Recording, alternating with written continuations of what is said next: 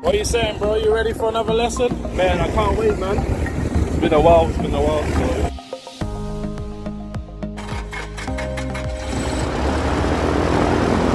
That's a screw.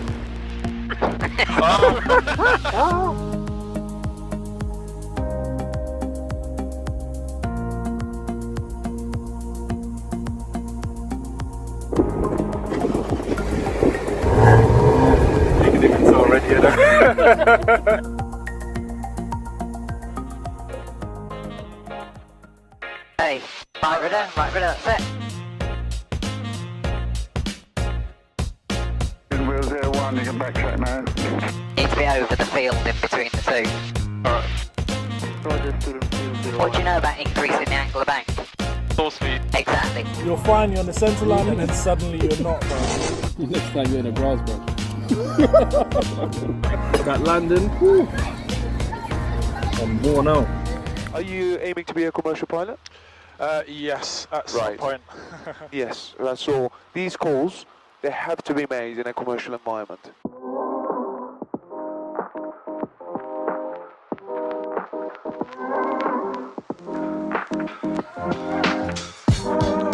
Well done, mate. You're going to make a good commercial pilot. Thank you.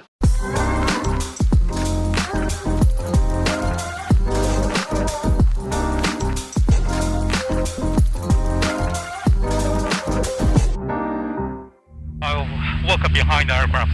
You're very behind the aircraft.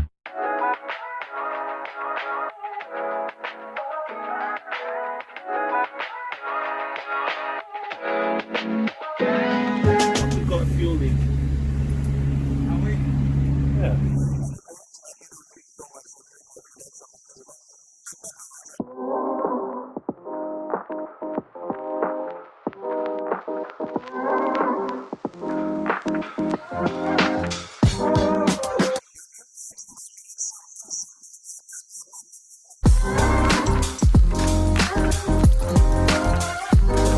By the way, go to the whiskey, sorry, which is quite strong. Mate, you're going to make a good commercial pilot. You still have control. No, you tell me when you want to take control. You tell me when you want to take control. Ever?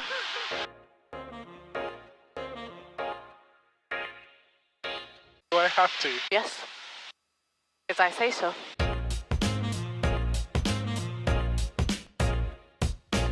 Bear in mind, you're going to have to work with what you've got, normally.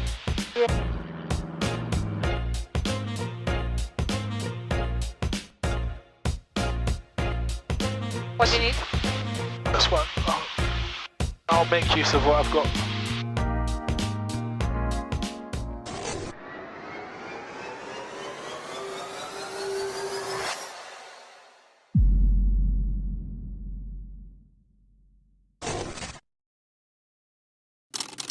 Previously on Future Pilot 901.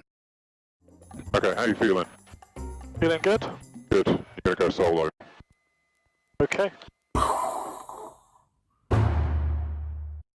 Student Will 08 is ready for departure.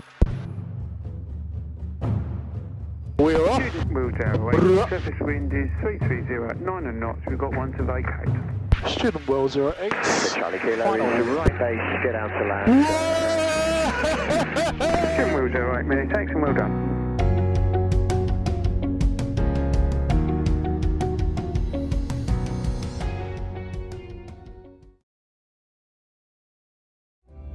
This aircraft is so nice to fly with. Yeah, very nice. Victor Golf, clear to enter starting the tour airspace now in the climb to altitude 3,000 feet, heading 090 degrees.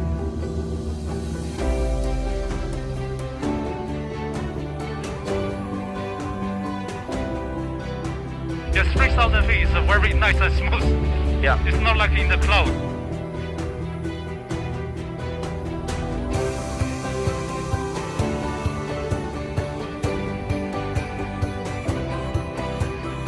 Victor Golf, resume our location, Sierra November. Determine the procedure report on localized established. The whole point of getting your IMC is you fly clouds. That's sort of where we are roughly. See? Okay.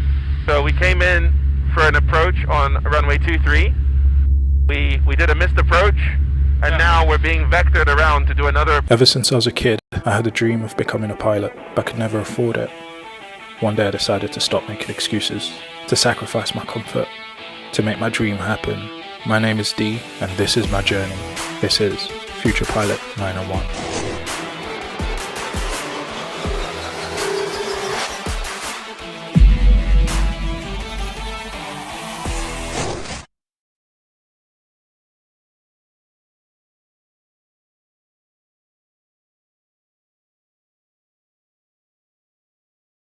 Mic check, mic check, mic check, mic check, mic check. Let's switch it up. Let's switch it up. What's up, people? Boys and girls, aviators, aviation enthusiasts, welcome to Future Pilot 901 live, where we keep our fingers on the pulse of general aviation. My name is Dee, and I'm your host. The show is brought to you live every Monday, 7 p.m. British summertime. And thank you for joining me. Hey, happy Monday, guys. Happy Monday. We've made it another week. We've made it another week.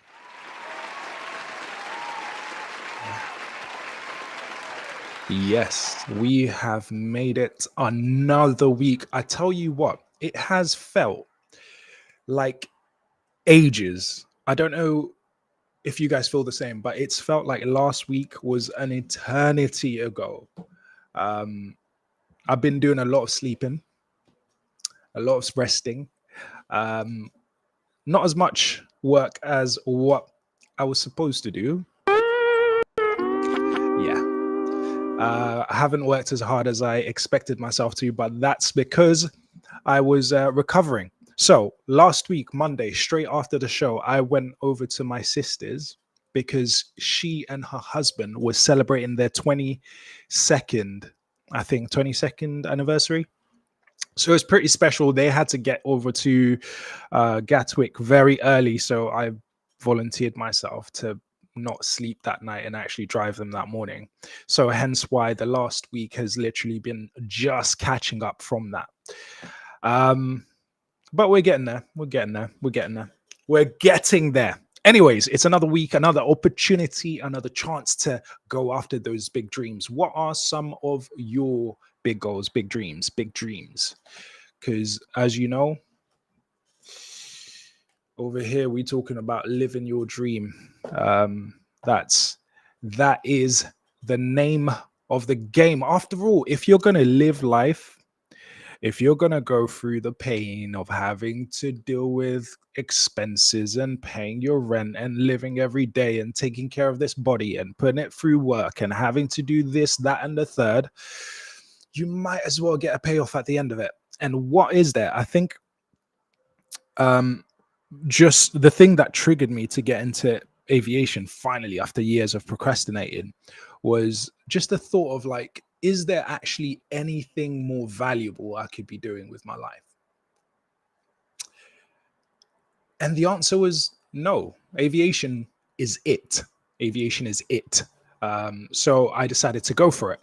And so here we are a few years later. It's been the adventure of my life, without a doubt. Without a doubt. Let's have a look. Let's have a look. What do we have in today's flight bag? What do we have in today's flight bag?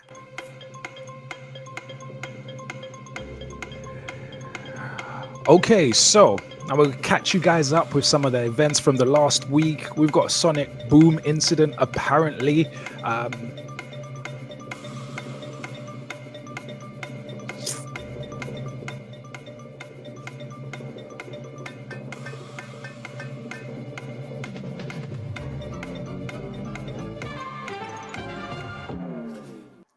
That's a classic, right? One thing I did forget, when the soundtrack is playing, you can't actually hear me. So I was talking, but you guys probably missed everything I said. But we're working on it. We're slowly improving. Remember, you cannot improve on something you have not started. So here I am. I started. I've been consistent. This is episode 8. This is episode 8. So shout out to you guys who have been my day ones. That's the wrong one. There we go. Yes. We are figuring this out bit by bit. We're going to improve. All right. But what do I have in the flight bag for today? Well, apparently there was a sonic boom incident. So we're going to be talking about that. The air accident bulletin has come out for August. So we'll be looking into that. And potentially, also, actually, I introduced this book last week, so I had a read of the first couple of chapters. So I'll be sharing some of the thoughts from this book, Performance Pilot. Hopefully, it's of good use to you guys. And remember, like I said from the beginning, and I will not make this a secret, guys. I'm definitely using you guys. I'm using you guys. I'm using you guys as a way to be accountable, to look up and read on stuff that I should be reading up of, but generally I don't. So this show is an opportunity for me to get into those things, make sure I'm up to date with the latest information, and hopefully even as we develop, to use it as an opportunity to build some skill. And I guess I look at it a bit like peer study. So if you want to join me on the journey, it's every Monday, 7 p.m. Join me on the journey. Let's learn together. Share your thoughts in the chat. Always looking, keeping an eye on that so you can always be part of the show as and how you choose to. Just don't say anything ridiculous because I will ban you. With that said, so I told you guys about the collaboration with YSP, Young Sky Pioneers. I had a chat with Andrea. He interviewed me. So this is officially my second interview in this lane. So yeah, we got an interview. Oh yeah. So let me show you guys where that is. Where is it? I'm going to show you guys in case you want to have a look at that, because we spoke about the journey towards getting my private pilot's license, what it was like, some of the challenges that I faced, the scholarship that I got, and we touched on some pretty important stuff, some pretty useful stuff, particularly on, if you're early on in your journey. Where is it? There we go. So you got the Young Sky Pioneers YouTube page. Do give them a sub. If you do go there, one thing I do ask, leave a comment and let them know. Tell them I sent you. All right. Tell them I sent you, so they know that you joined from the FPNO channel. So that is Young Sky Pioneers. As you can see, they've got a couple of posts on there, a couple of videos that's to do with your medical. So that was pretty interesting with Dr. John Pitts. Then you've got some of these other ones, and then of course you've got here yours truly. Let's have a look at that. Welcome to the Young Sky Pioneers podcast. I'm Andrea Trosso, the founder of the Young Sky Pioneers group and podcast, and today we have an incredible story of grit, purpose and drive. We have with us Dee Limbaya. He's the Donaldson Scholarship winner for 2023 from the Honourable Company of Air Pilots. He's currently a private pilot, content creator for Future Pilot 901, and he's a modular student pilot hoping to go commercial just like the many of us. He's absolutely determined to get there, and his story sure is one of never backing down and always chasing your dreams. Dee, thank you very much for being here. Your story really is very much interesting, from living in your car to training to become a pilot, facing rejection year on year and finally being awarded the scholarship that you so deserved is the kind of story that inspires. To begin with on today's episode, let's kind of dive right in. And what are your kind of early flight dreams, and how did your passion for aviation really start? What got you involved in aviation, let's say? First of all, I want to say thank you for inviting me on. I'm very happy to be here. Can't wait to share with you whatever I have to share. And to be honest, when you are introducing me there, part of me is kind of thinking, wait, who is he introducing exactly? But I guess you are introducing me.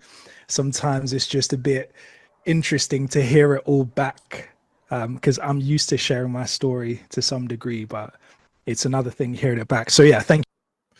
Right. So if you want to check that out, I'll drop the link in the chat. Oh, do you know what I have toyed with? I have toyed with doing a French podcast or doing a French show, or doing a show in French. But I haven't quite worked up the courage to do it. Let me just drop this in the chat. Let's see. There you go. There you go. You are welcome. Check that out. Drop a comment. Let them know I sent ya. And let me know what you think. But yes, back to the French thing. I have thought about doing a podcast en français. But yeah, maybe that's in the works. Maybe that's in the works for the future. Not at the moment. Not at the moment. But I think it'd be interesting, very interesting. So imagine you're flying about, and suddenly you see these military jets side by side.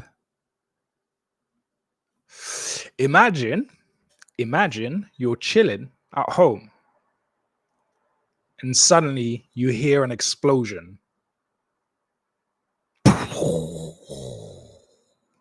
And the ground shakes. I don't know about you guys, but at that point, I usually think the world's about to end. I start saying my prayers, asking for forgiveness for all the sins. For all the sins, I ask for forgiveness. I remember when there was a fire at Heathrow. This was in somewhere around February, March time. And I live not too far from Heathrow. And literally all the lights were off. Like the whole road, the lights were off. There were no lights, no street lights, nothing. I was like,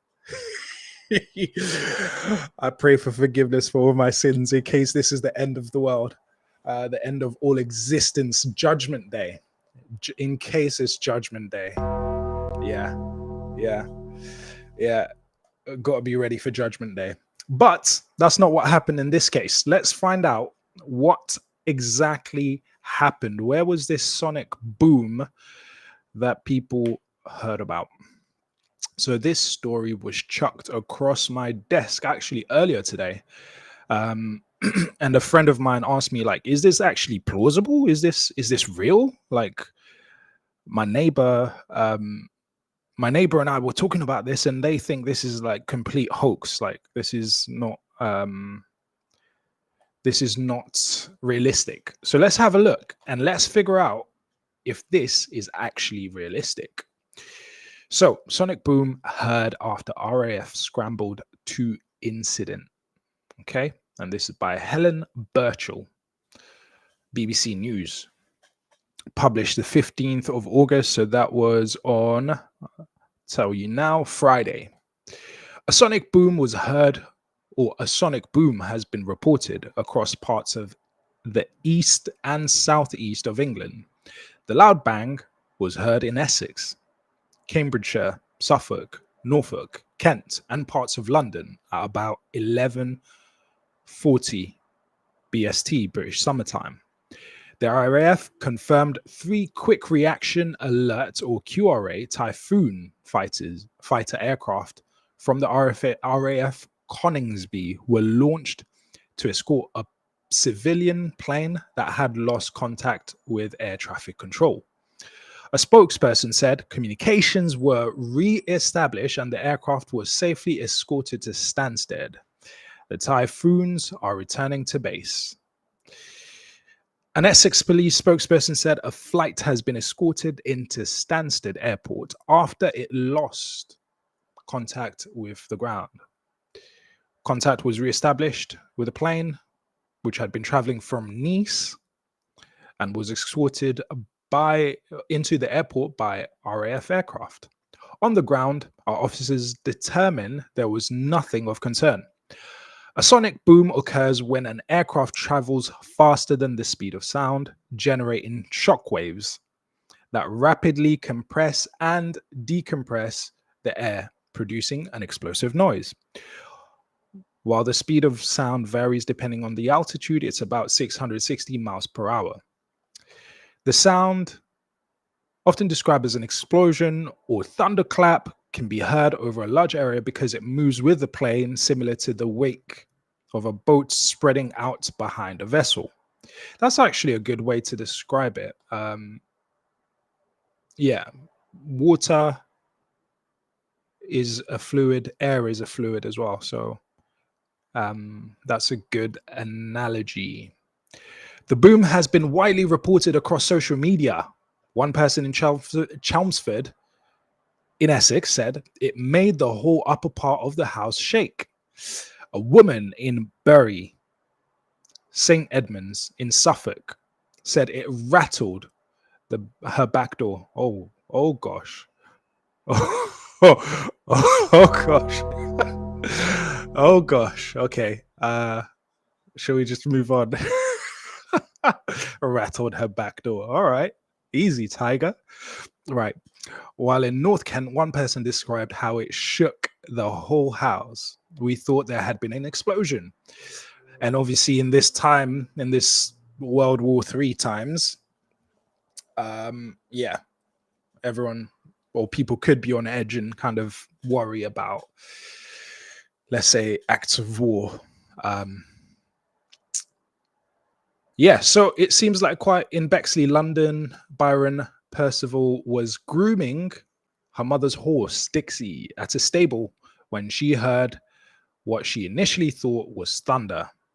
Okay, my heart dropped a bit. The horse reacted. She was very alert. It was just weird. It sounded like a bit like a gas explosion. So that's what happened.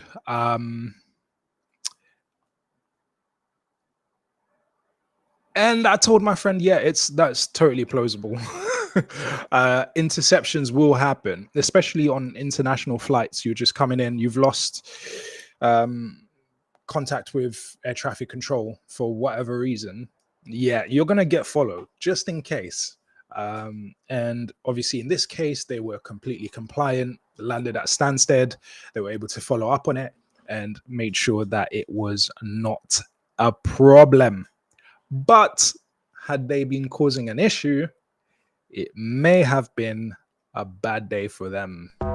Yeah, it may have been a bad day. But looks like everything is all good. And yes, you will get a sonic boom. And yes, you will get interceptions happening. So I don't see anything about that that is not plausible. It's all plausible to me. What do you guys think? What do you guys think? Right. Reaching back into my flight bag. Let's have a look. What else do we have here? What do we have here? Well, that's annoying. Still got last week's notes. I'm supposed to have fresh notes. Anyways, it's all good because I've got it all in here.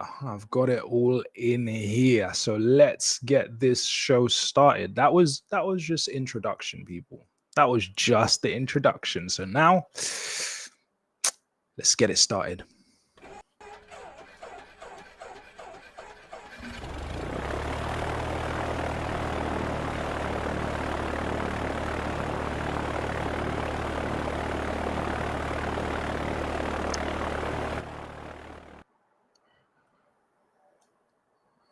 So, we will later be discussing a couple of chapters from this book, which was a gift for Christmas, actually. And it took me a couple of years to open this, which I regret, because there's some interesting things in here. I'm not sure I believe everything, but we will have a chat about that in a little while. First, something was chucked across my desk over the last, when was this? Let me see. 2 days ago. 2 days ago, I received an email telling me that the air accident monthly bulletin for August is now available. So let's have a look. Now, what is the reason? You know, sometimes I like to compare what we do in aviation to road safety, right? How many times do you see people trying to investigate a road accident to figure out what happened in this case? What went wrong? What could be fixed? How can I avoid that? You know, it's a different mindset, it's a different attitude, and there isn't even, is there, I don't know, is there a body, an organization that actually is focused on presenting those bits of information to say, you know, what's causing accidents and how that can be rectified and how drivers can be safe? I don't think there's a specific, like, I don't know. I could be wrong. You guys let me know in the chat. But I think there's a specific kind of, give me a second, guys. I have said that I am ready to ban people. And so there I go. The first ban of the night.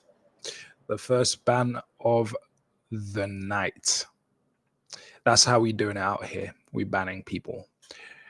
Do not come into the chat talking rubbish, because you will get barred. Right. Back to the story.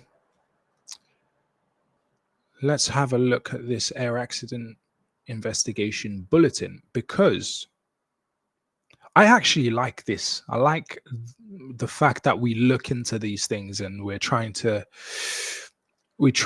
avoid repeating the same mistakes. And that's the aim. That's the aim at looking at these things, is to learn from each incident and to avoid the mistake. Right.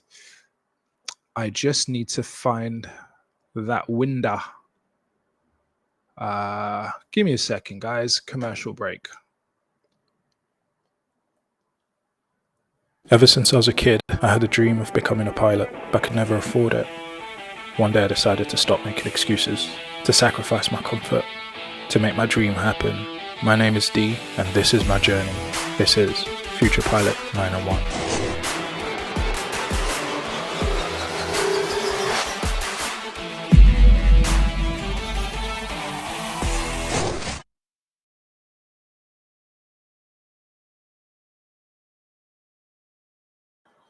I actually need a longer commercial break than that. That's so quick. I don't even get time to do exactly what I was hoping to do in that time.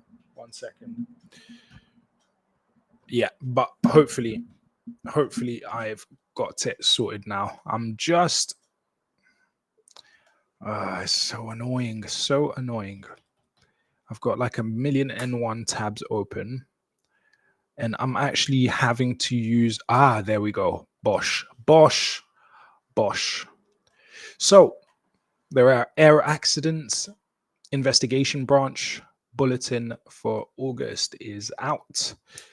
So let's have a wee look at what this has to offer. And obviously our interest primarily is general aviation. Obviously, if you want to have a look at that, feel free to pop that into the Google, and you are sure to find something. You're sure to find it. Right. So let's drift down to here to general aviation. Obviously, you've got all different fields. Right. You've got commercial air transport, fixed wing rotorcraft, general aviation, fixed wing rotorcraft, sports aviation, balloon, unmanned aircraft. So you got all of those within this bulletin. Particularly, I want to look at general aviation now.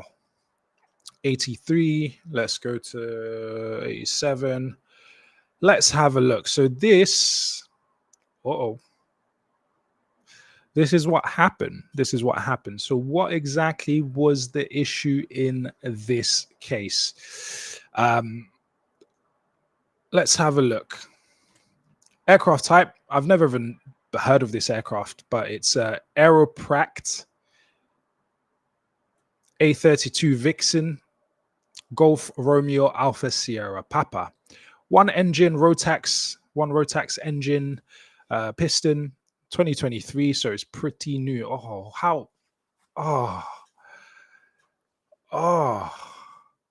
That burns, man. Ouch. That's still a fairly new aircraft, considering, like, you know, the Cessnas that I flew for flight training, PPR training, are like from the 70s. This is a 2023 aircraft. That burns. That burns. Oh, damn. All right. Location near North Reps Airfield, Norfolk. Type of flight, private. 2 POBs, looks like. 1 crew, 1 passenger. None were injured, thankfully. Nature of damage, substantial damage to the airframe and prop. PPL, 69 years of age. Commander's flying experience, 1,711 hours, of which 32 were on type. So still pretty new to this type, but yeah. Last 90 days, 70 hours. Last 28 days, 6 hours. Information source, aircraft accident report form submitted by the pilot. All right, so I'm just going to have a look at this synopsis here. And if you guys want to read more about that, then you know where to go. But let's just have a look at the synopsis. During a second approach to land at North Reps, Cromer Airfield, Golf Romeo Alpha Sierra Papa encountered turbulence, which resulted in an unexpected sink on short final, which caused the aircraft to land heavily on its nose wheel. So hence why I think that happened. All right. Now, what can happen when you land heavily on the nose wheel? Following the subsequent bulked landing, following the subsequent bulked landing go around, the pilot realized that the rudder pedals were jammed and ascribed it to the damage sustained at touchdown.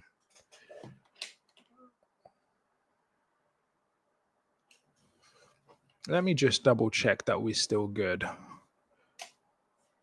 All right, we're good on kick, and we are good on. Are we good on the YouTube? Because my YouTube is just like loading. Hopefully, we're nice and crispy on YouTube. If you're on YouTube and you can give me a sign of life, please do give me a sign of life. Just so I know, because this is loading. Okay, looks good. No, it doesn't look good. Let's go back to live. All right, hopefully it catches up in just a second. Right, back to this. So after the go around, the pilot realized that the rudder pedals were jammed and ascribed it to damage sustained during touchdown. Unsure of the consequences of trying to land on a hard runway with a compromised nose landing gear and unwilling to use the aircraft's ballistic parachute, I bet he wished he used the parachute now, right? In a premeditated way. He didn't want to use it in a premeditated way. The pilots elected to carry out a precautionary landing in a field of corn after touchdown. However, the landing gear caught in the corn and the aircraft came to rest inverted. Both occupants were able to self-evacuate from the aircraft. Let's have a look. Oh, thankfully. So, yeah. That's good. And this is one of the reasons why it's important before touching down in an emergency to actually open the doors, right? Particularly in these types of aircraft, it's so important to open the doors because the last thing you want to do is get stuck in there with the airframe all crumpled and yeah, and mash up. So looks like they probably did that, which then helped. Glad that they're safe. Thank goodness for that. I bet he used a parachute. Now, I bet he wished he used a parachute. I don't know what the implications of using the parachute is, but I guess, yeah, if the choice is between use the parachute or potentially end up inverted with substantial damage to the airframe and the prop, I'll probably take using the parachute. So yeah, but these are all lessons that we have to learn, but who knows, maybe I'm wrong, I don't know, but that's what I think. That's what okay, if that was me looking back, I would wish I used the parachute, let's put it that way. But obviously in the moment you have to do the best you can do, right? You're in the situation, you try and make the most of it. So let me just check everything is Krispy Kremes. Hey, my YouTube is playing up. I hope it's all good. I hope it's all good.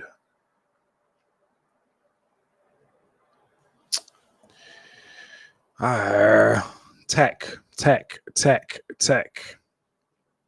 Isn't it frustrating when it doesn't work?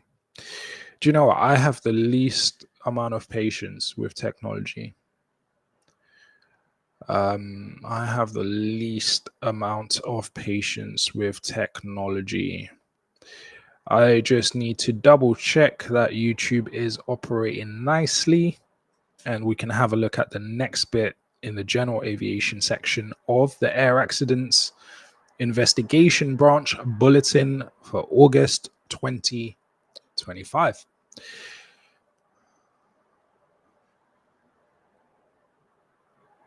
All right, I guess it's one of those ones, cross your fingers and hope for the best.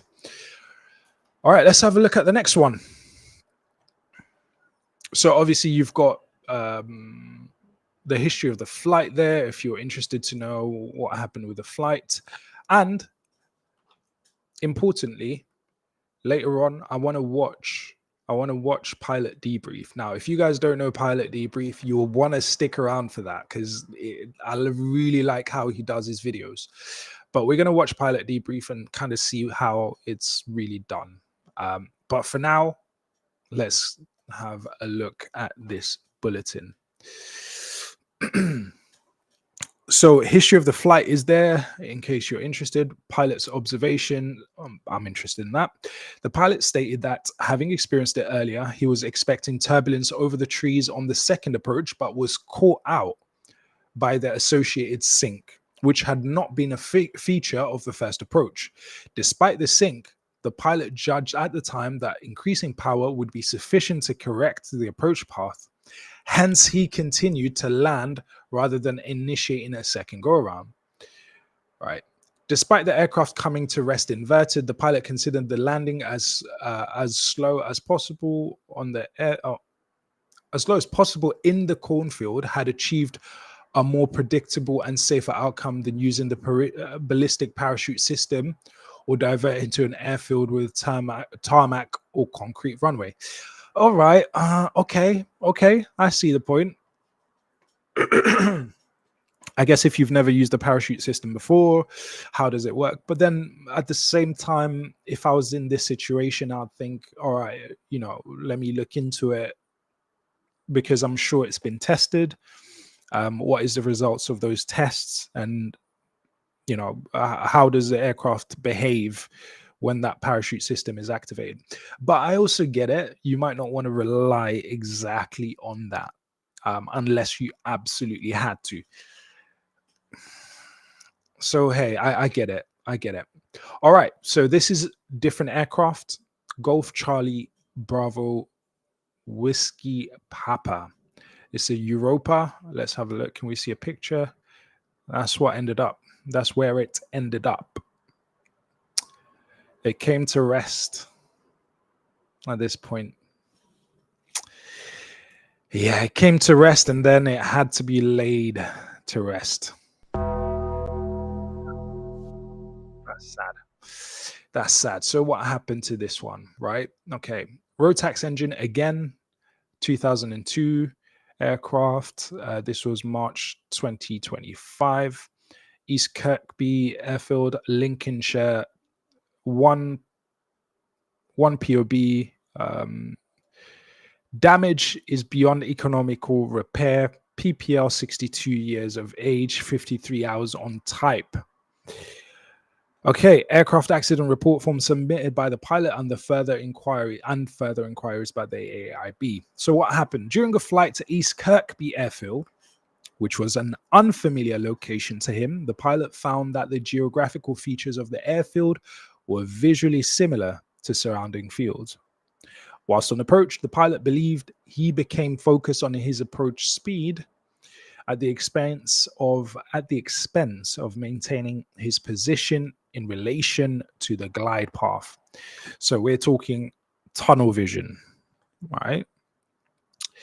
He landed in a rough field short of the runway threshold and attempted to go around, but had insufficient speed to take off again. He tried to steer away from the hedgerow ahead, but clipped the right wing, spinning the aircraft nose into the hedge. The pilot was uninjured, but the aircraft was damaged beyond economical repair. So let's have a look. So this is the runway, right? If I'm understanding this right, this is where he approached and was going to land too early, tried to go around, ended up going this way, right? Expect be showing the landing direction green, and the path of the aircraft red, right? So he landed in a field short of the actual. See, this is the issue with flying to unfamiliar airfield, especially when it's like grass and it's like unmarked. It can cause a real problem, and this is something to be aware of in flight planning. And something for me to take note of for sure, because I'm not really a grass field type of person. And yeah, these are some of the issues that you can run into. So it's very, very important to have a look. And there's different ways to kind of try to mitigate that. I'm talking to myself as well as kind of sharing with you guys. So things like looking up the aerial photos from like Google Maps or anything like that. Usually if there is a website, they might have photos of it, or, you know, the approach, what would you call it? Not the approach, like the Pulleys plates.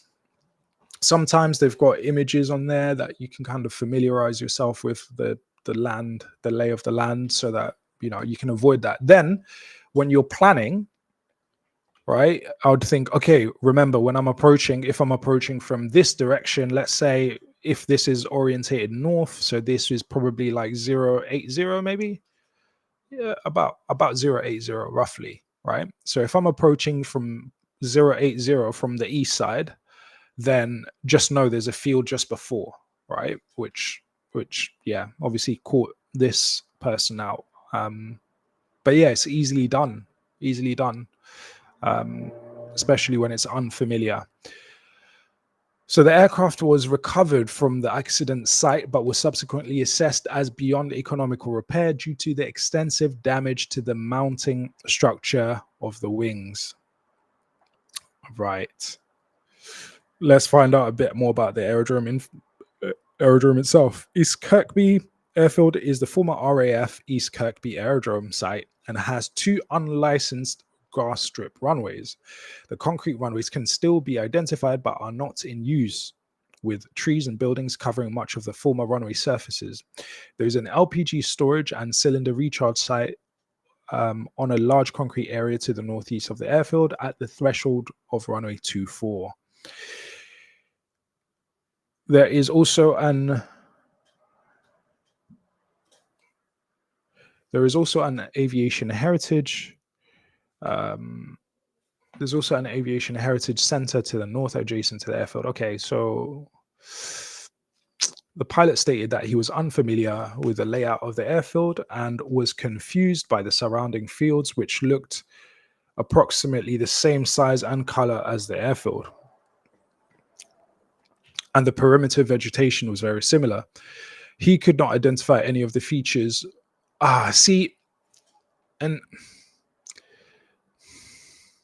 Okay, he could not. I think he's about to say it. He could not identify any of the features of an airfield that would normally expect to see, such as control tower, other aircraft, hangars, runways, numbers, or windsock. The low circuit height also contributed to this confusion because at the height, the airfield runways appeared even more indistinguishable from the surrounding fields. Right. With the benefit of hindsight, the pilot considered that had he looked at an overhead satellite view, which is what we were talking about, at least he's honest, I'll give him that. Had he looked at an overhead satellite view of the airfield prior to the flight, he may have been able to identify key geographical features to assist in identifying the airfield and appropriate approach path.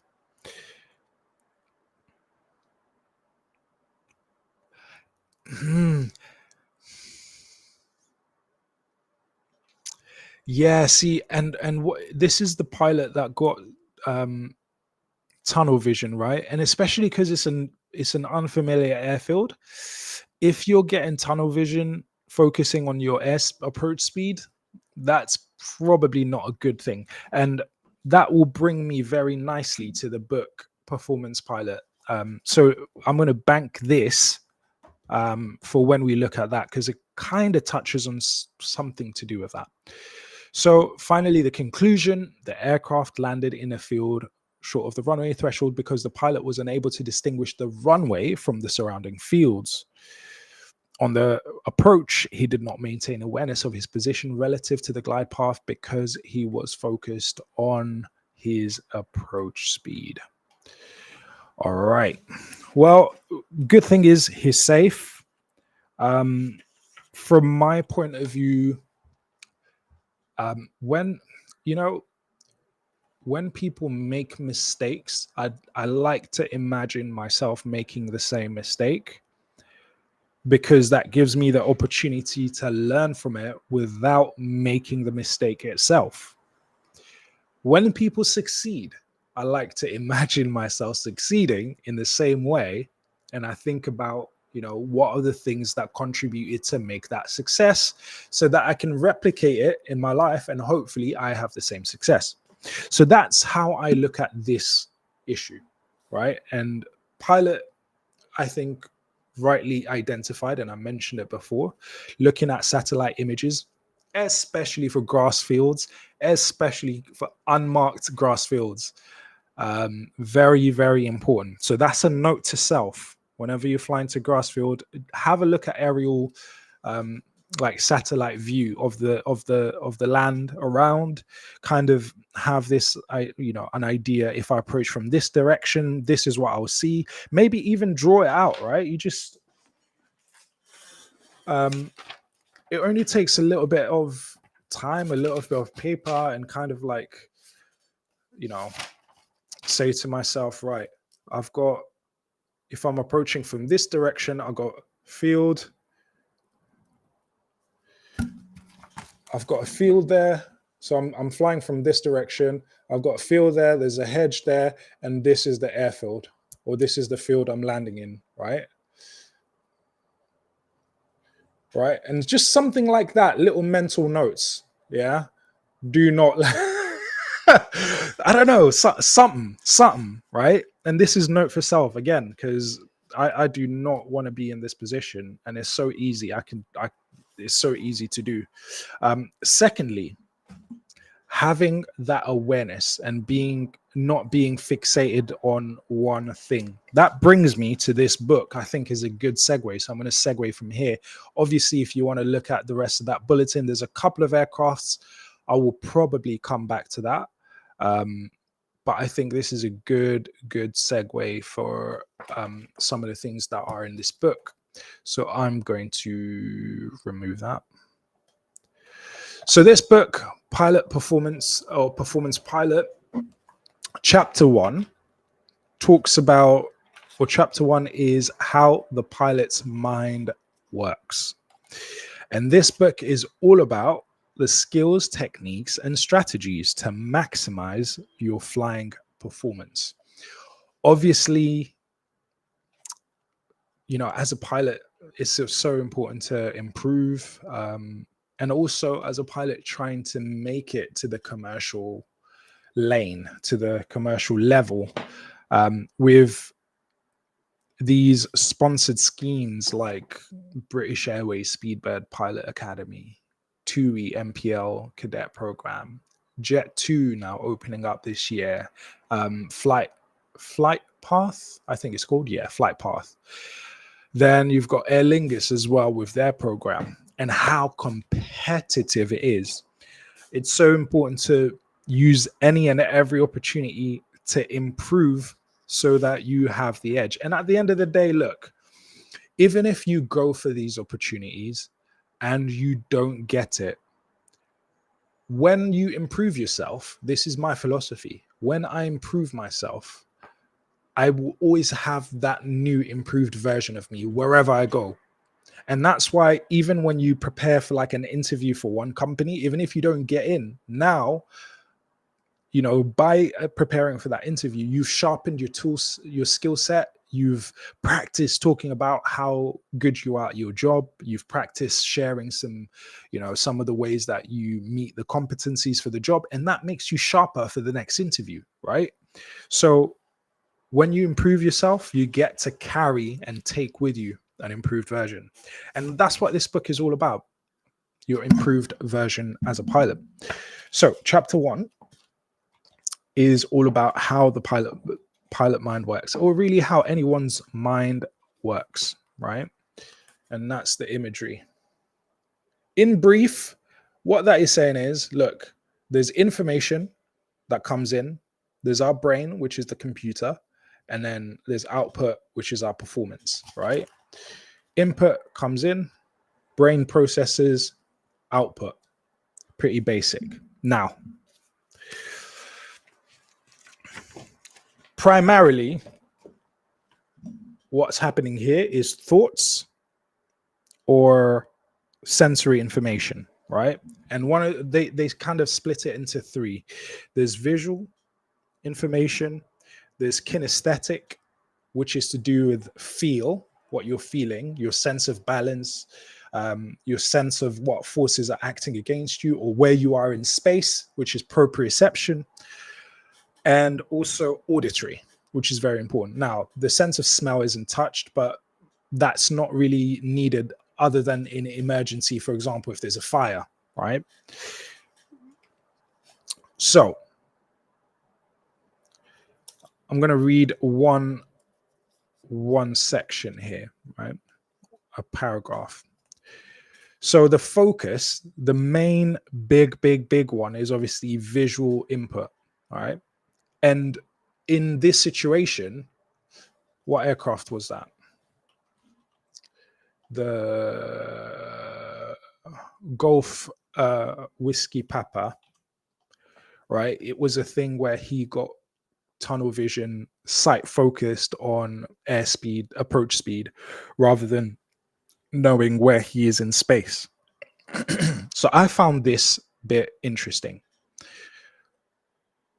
Most of the information you put into your brain when flying comes visually. What is not so obvious is what visual means. To many people, having 20/20 vision means having good visual input. While vision acuity, which is what the 20/20 measurement relates to, is important, it's not the most important part of visual input. For example, visual spatial awareness, peripheral vision, depth perception, and the ability to change focal points rapidly are much more crucial to flying. That's why some pilots with 20/20 vision do not see as much as others who have lesser vision. Okay? So I found that point very interesting, that it's not just about central visual acuity. And I didn't know that the 20/20 vision focused on that central visual acuity. And that kind of makes sense, right? Because when I'm getting my eyes tested, it's usually you're looking at something and it's that center point, right? Visual acuity in that central point. But actually, there's other bits that are important. Visual spatial awareness, depth perception, which is not tested when I do eye tests. as far as I know. Peripheral vision, being able to kind of see everything all at once. All of that is really, really important. The kinesthetic sense involves much more than just the sense of touch. It includes your proprioceptive system, the ability to sense forces acting against your body, like when you're turning, sensing the G forces when you need to apply more rudder, more left rudder, more right rudder. And also there's your vestibular system, which is your system, which is obviously your sense of balance, right? Now, the idea then is that because we're computing here, it's very important to update the software, right? To make sure that the software is functioning correctly and is working optimally, because that will affect the performance or the output. Now, one thing I found really interesting as well, or another thing I found really interesting, I'll read this paragraph and I think you'll be able to tell why I found it interesting. Let's make one thing very clear. You must fly an aircraft at the subconscious level and not the conscious level. Why? The aviation environment is far too dynamic. It's far too dynamic for an aircraft to be flown effectively at the conscious level. A pilot cannot think through each skill and technique as they fly the aircraft. Let's consider the captain of a jet airliner conducting a takeoff at the distance limited performance weight limit from a contaminated runway. Contaminated runway meaning it's 555 wet, wet, wet. Imagine now that the captain is rejecting the takeoff close to V1. V1 is the point at which, beyond that point, you do not have enough runway left to stop. So beyond V1, you have to take off, right? So you're close to that limit and the captain decides to reject the takeoff. Imagine now that the captain is rejecting the takeoff close to V1. Imagine them thinking themselves through the entire process. Okay, start braking now by moving my feet up onto the brakes and squeezing them down together while keeping the aircraft straight with rudder, simultaneously moving my right hand to the reverse thrust levers and applying maximum reverse thrust that's suitable for the conditions while being prepared to use asymmetric thrust on the applicable side if we start to aquaplane on this contaminated runway. Where do you think they would end up? Quite possibly in a post-crash investigation into why they took so long to complete the reject actions as they were sliding off the end of the runway. So it's all about being able to fly at the subconscious level. And an interesting fact that they bring up, which I have not looked up, I've not verified this fact. I need to get fact checked. If somebody could fact check me on this, I would appreciate it. They say, to emphasize the importance of flying at the subconscious level, consider this fact. Your conscious mind processes information at a rate of 2,000 bits of data per second. 2,000 bits of data per second. That's your conscious mind. Now, how many bits of data do you think your subconscious mind processes per second?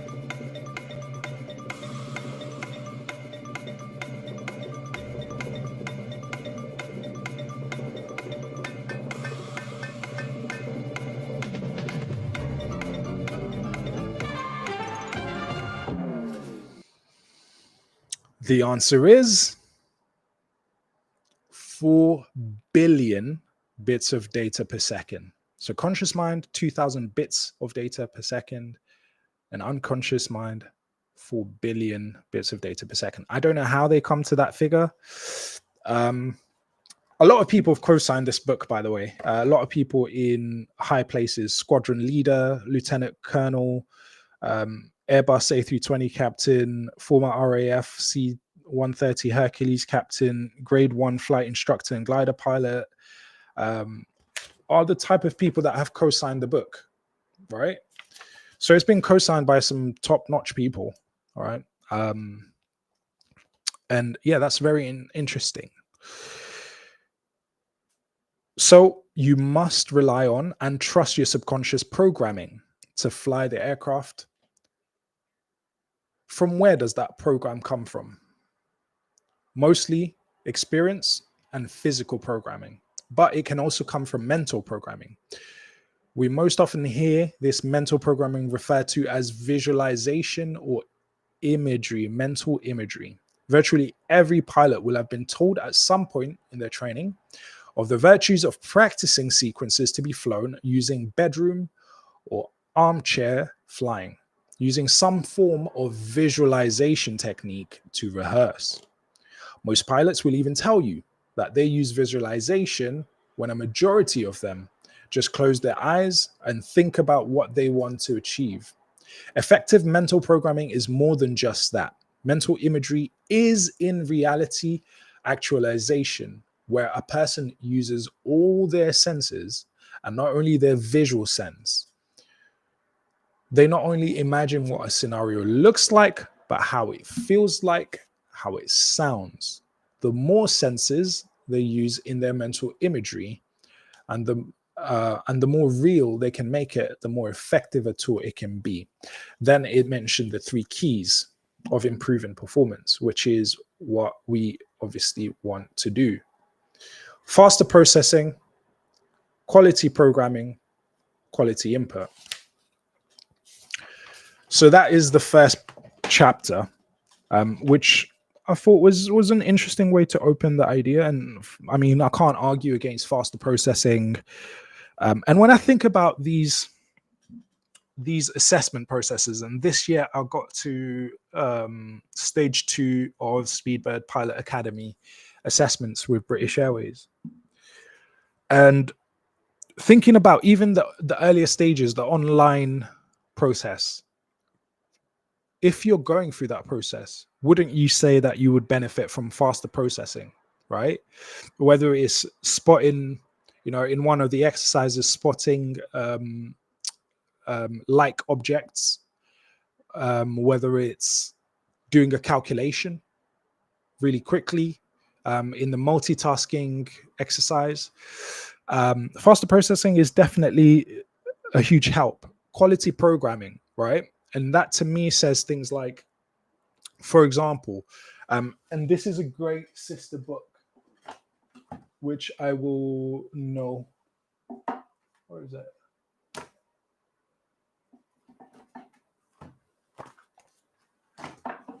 Which I will at some point look at. I think this is the one I started to crack. Yes. So quality programming to me is like, I guess, ways of thinking, right? Ways of thinking about things. So for example, if I'm using the T-DODA system, which is a decision-making framework, if I train my brain to think in that way, then that's better quality programming than just kind of freaking out in a situation, in an emergency and just going, all right? There's actually a systematic way that my brain is processing the information that I can take myself through. Quality input, improving the... Okay, so back to this accident investigation we just looked at with Whiskey Papa, right? You can say in that situation that the quality of the input was reduced, right? Because his visual input just kind of narrowed down to just the airspeed. He lost his peripheral vision, which probably relates back to the programming of his mind, right? And again, not looking down on anybody, but I'm just using that as a tool to learn, because I could have easily been the person that ended up in that scenario. So talking about the brain, there's a couple of exercises that they suggest. The next chapter is brain integration. This is the final chapter I'll be looking at today. Brain integration. And first of all, they outline how the brain works. Now, I'm not so sure this is the latest in like brain science, but I think it's accurate enough to be useful, because like some things don't have to be 100% true for them to be useful, right? Everything has a margin of error, but it's good enough to be useful for what it's intended for. So breaking it down, they talk about how the brain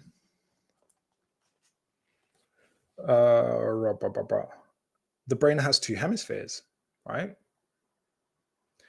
The brain has two hemispheres, right? There's the right side of the brain, there's the left side of the brain. Right side of the brain, left side of the brain.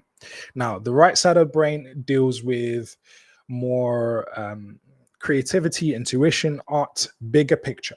Left side of the brain deals with logic, maths, language, details, right? Right side of the brain, creativity. Left side, logic. Right side, maths. Right side, intuition. Left side deals with stuff like maths and details. Right side, art and bigger picture. Left side, language and details. And then also they make the point that actually the left side of your body is controlled by the right side of your brain. The right side of your body is controlled by the left side of your brain. And the information from your right eye is mainly processed in the left side of your brain. The information from your left eye is mainly processed by the right side. So right eye being processed by the left eye being processed by the right. Now, they make the point that what you then want is for those two hemispheres to have good connection and communication between each other, right? Because if you don't have that cross hemispheric communication, I just made that up just now. That I just came up with that term just now. Come on, cross hemispheric communication. Then information gets disjointed. Then the sensory input is not quality, because that's what we're trying to improve, right? We're trying to improve quality. We're trying to get some quality in the input. So what they say is, it's as if there's a dimmer switch in this communication link, right? One that can dial up or down the amount of bioelectrical communication between the hemispheres. When the communication is restricted, you act either more left brain or more right brained. When the communication is turned up, you're more integrated. That is what leads to great performance. That's when you're at your best. Now, remember, right side of the brain is to do with creativity, intuition, arts, big picture. Left side of the brain is to do with logic, maths, language, and details. Now, the question is, which side are you more? Are you more right brain person? Are you more left brain person, right?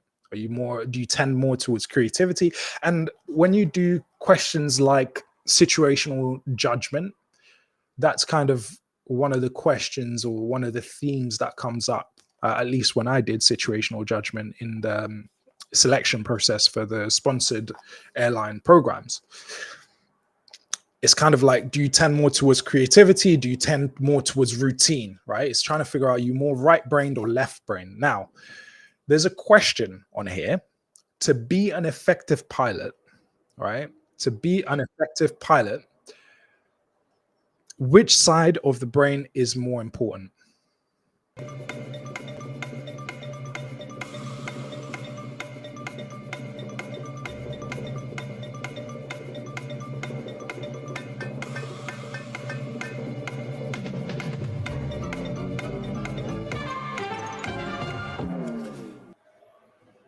Okay, if you answered both, you are correct. You must be able to see the details and the big picture, the logical and the creative, factual and intuitive. You must be what is called integrated. Both hemispheres of your brain working at their peak and together. In fact, sports researchers have shown that one of the best or one of the most important factors leading to an athlete performing in the zone or in the flow is having a fully integrated mind. Okay, so they offer some exercises that is supposed to support with that. How then do you do that? Right. So one of the exercises they suggest is cross crawl. Yeah. And they suggest to do this every morning, every evening for about 30 seconds at a time. And what you're going to do is remembering your right side is mainly controlled by the left side of your brain, or the left hemisphere. The left side is more controlled by the right side. So what you want to do is cross over, right? And so you're standing up, you're touching your knee, and you're swapping, because that is supposed to require the cross hemispheric communication to kind of dial up. Okay, so that's one you can do every morning. Pretty easy. They suggest do it before you get into the cockpit or into the flight deck, so that you can boost that link, so that your brain is integrated, so that you can perform better, right? And if you're doing online selection tests or pre-selection tests with some of those sponsored airline schemes, that's something you can do. And to be fair, it's better than just sitting there like worrying about how it's going to go. You might as well have a purposeful exercise that you can do to kind of take your mind off it. And well, if that exercise actually boosts your brain performance, then why not, right? There are 2 more exercises that are suggested, so 3 in total, but 2 more that we haven't discussed. And the next one is lazy 8s. Okay. No, actually, that's not true. There are 4 exercises in total. We've discussed 1, and the second one is head-eye motion. Now, this one I find very interesting, right? And the idea is you move your head to the left and look to the right. Move your head to the right and look to the left, right? And doing that. And then you move your head down and look up, move your head up and look down. And then you can vary and make it random. I probably look weird. Nobody clip this. Right? You can do that. And it's really good. Like, what they explain is very interesting. It's just like what you do for your body. You know, you take care of your body, you stretch, you do cross crawl, standing up. You can also do things for your eyes to actually improve your visual input. The other one is lazy 8s, which you hold your thumb and you basically do a laying down 8 and you follow it with your eyes like that.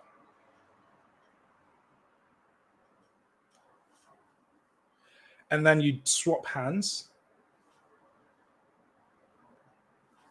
And then you do both hands.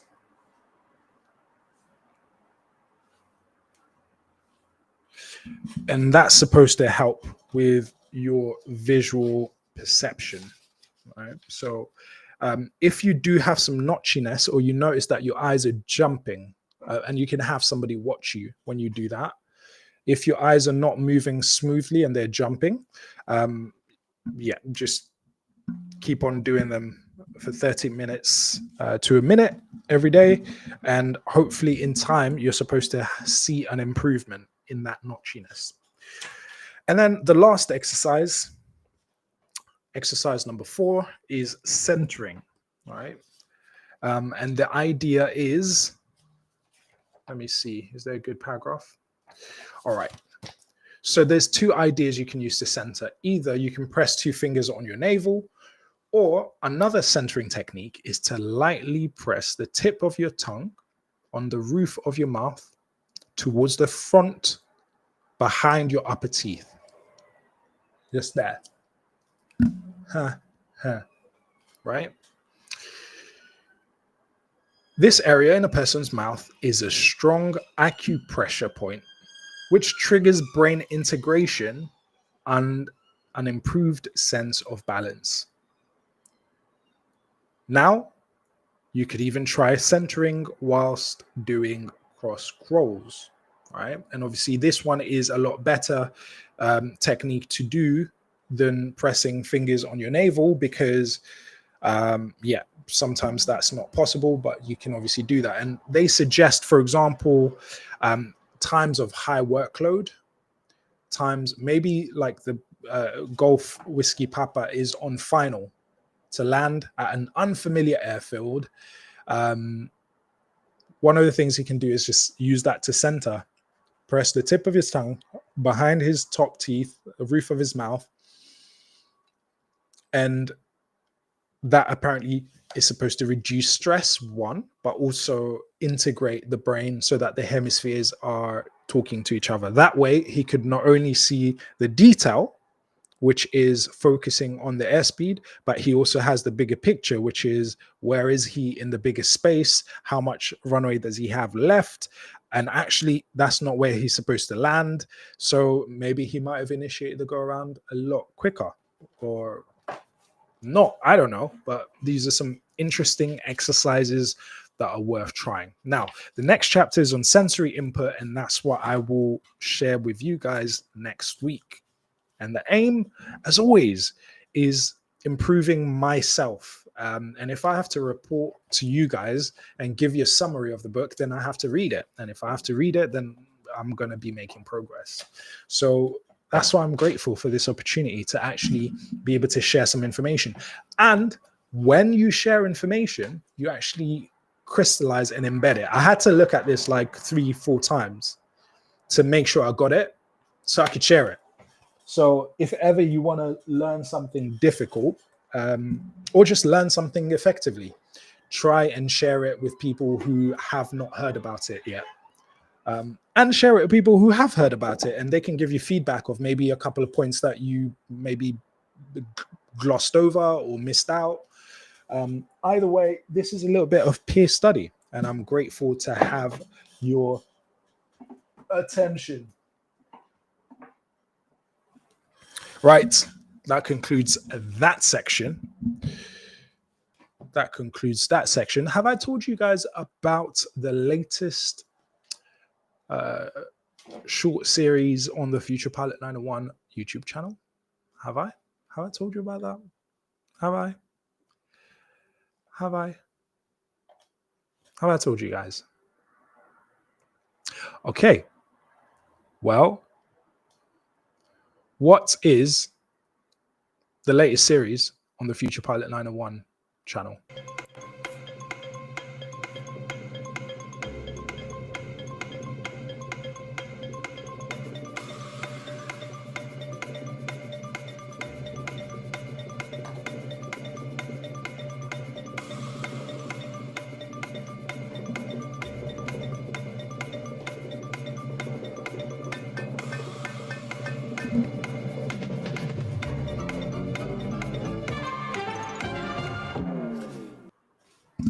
Well, if you said fly to dance, then you are right.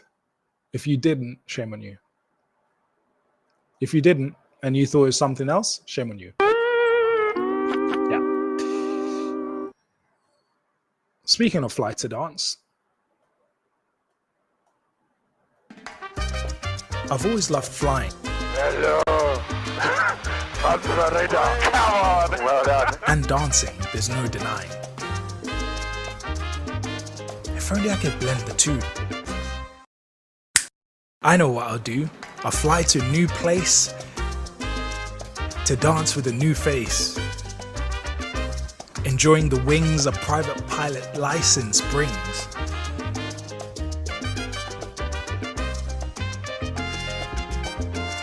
That was a little bit gusty. Just made a no-fly decision. Squawk constituency, 3-call shore. A different way to our build and advance. 2-0, join downwind. I call it fly to dance. Full flaps. Ooh, nice one. Flaps come up. Well, flight, man. Foxtrot Sierra, welcome to shore. We have everything in this flight, man. Everything, bro.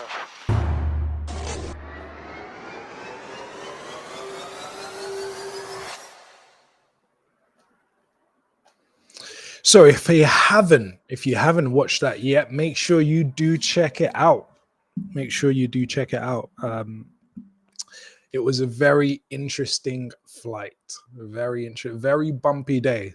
And speaking of visual input, I definitely had to, be on my game, decision making, on my game with keeping track of a lot of things that's happening in terms of weather developing and aircraft. And yeah, I had to do quite a bit to make sure that it was a safe flight. But in the end, I won't tell you what happened. You're going to have to check out the series if you haven't. Well, that concludes that portion of the show. We've had our weekly updates, we've had our safety briefing, and now it's time for me to have a look at some of my favorite YouTubers. To be more specific, aviation YouTubers. And since we were looking into the accident investigation, accidents, oh my days, what is it again? What is it again? What is it?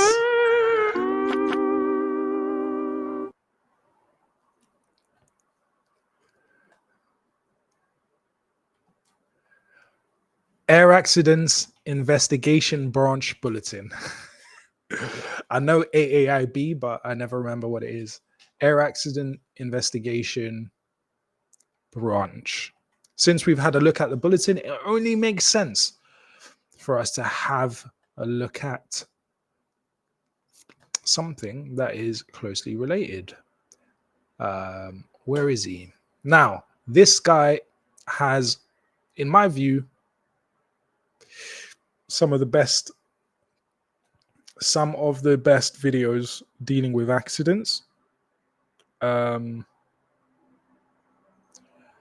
And he released a new video. Let me have a look. I'm just going to share. And maybe we can have a look at it together. And maybe I could be inspired by it. Maybe. Let's see. Season 2, Learning to Fly. Yup. By the way, if you've never seen season 2 of Learning to Fly, here you go.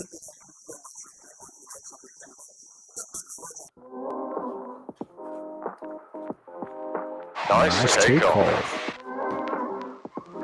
That's a screw. I was waiting for that because everyone does it. I'm going to make sure that you can do it. And you can do it, I know.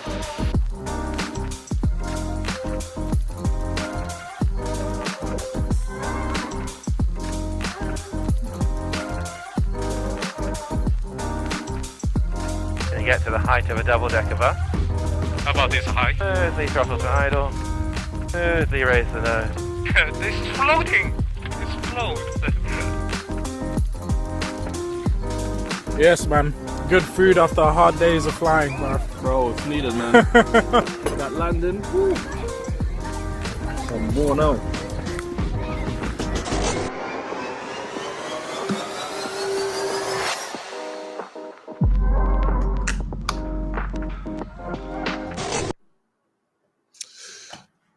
So if you haven't seen that, make sure you do check that out. Check it out now. Dead Funk Soul Brother right about now. Dead Funk Soul Brother right. So we have had Mission and Bush Pilot has posted something. Let's have a look at. Imagine pilot. being able to build an app. No, I don't really want to imagine that at this time. Thank you very much. A pilot made a series of reckless mistakes, and he got his 2 daughters and their friend killed. Sorry, that I should have put a disclaimer. That's quite a tragic story to just switch to. Sorry about that, guys. Sorry about that, people. My bad. Georgia Floyd. Interesting name. Hello to you. Hope you are good. Thank you very much for joining the show. Why hasn't that come up on my chats? For some reason that didn't come up. But yes, I see you. I can see the chats. For some reason, YouTube is playing up. I'm not sure. I'm still not sure if YouTube is actually working. Let me just double check that YouTube is on board, and then we'll go back to this gut-wrenching, very sad, tragic story, but from which we must learn so that we do not repeat the same mistakes. We have to. We have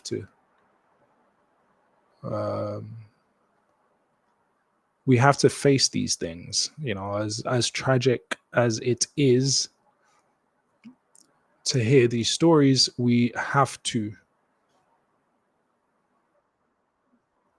Okay, cool. We're good on the YT.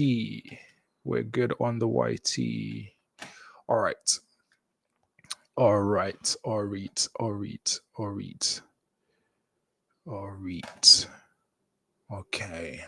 Okay, let's get back to the video. So guys, I didn't give a disclaimer before. I'm going to give it now. It's going to be a tragic story. It's an accident. But obviously the most important thing that we want to do as pilots, aspiring pilots, student pilots, is not wait to make the mistakes on our own. Is actually use the opportunity to learn from other people's mistakes. So that's the spirit with which I watch these things. And I try to imagine myself being in the same situation. Remember the whole idea of visualization, right? We just talked about it in the pilot performance or performance pilot.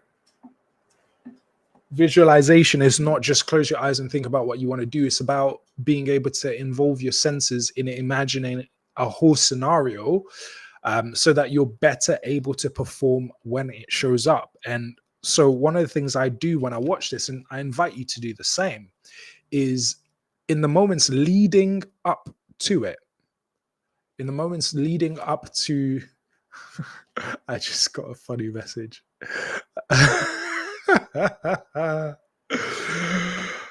In the moments leading up to the tragedy, it's bad time to laugh, actually, my bad. I got distracted. Got distracted, sorry. Yeah, that was not sensitive at all to the situation. Back to the show. So what I would invite you to do is in the moments before the tragedy or the tragic situation kind of takes a turn for the worst, think about being in that moment. What would you do? You know? And for me, I found that now when I fly, I can notice like, okay, I'm in a danger zone here, right? Because, oh, like, wait, I'm overly focused on just the airspeed. Okay, like something's wrong here. Let me go around, let me resettle myself, or, oh, I can notice now I'm rushing. Okay, I remember that situation that I was in. Now, it was me, but I process it like it was me. I'm like, I remember that situation when I was rushing and no. Okay, that ended up in a bad way. So now I feel like I'm rushing, so I'm going to slow down. You kind of catch yourself in the moment. So yeah, I invite you to do the same if you should wish to. What was supposed to be a routine flight over the Thanksgiving holiday weekend. Unfortunately, there's a lot more to this story, and that's why I'm going to explain the mistakes that were made and how this tragedy happened. But be sure to stick around because I'm also going to share with you a very powerful story about a pilot in a similar situation and how he managed to survive. I'm Hoover, and welcome to your pilot debrief. That's cool. I'm intrigued now. So he's going to share the same scenario, one where they didn't survive and one where they did survive. Cool. I'm with that. I'm down. Our story begins on Saturday, November 26, 2011, when a pilot and 3 passengers took off from the Marion Municipal Airport in Indiana to take a short 90-minute flight to the DePage Airport in West Chicago, Illinois. For what it's worth, the same trip can be driven in about 4 hours, which is something you need to keep in mind when you hear about what happened during the flight. That being said, Ray was 46 years old and he was the pilot flying the plane.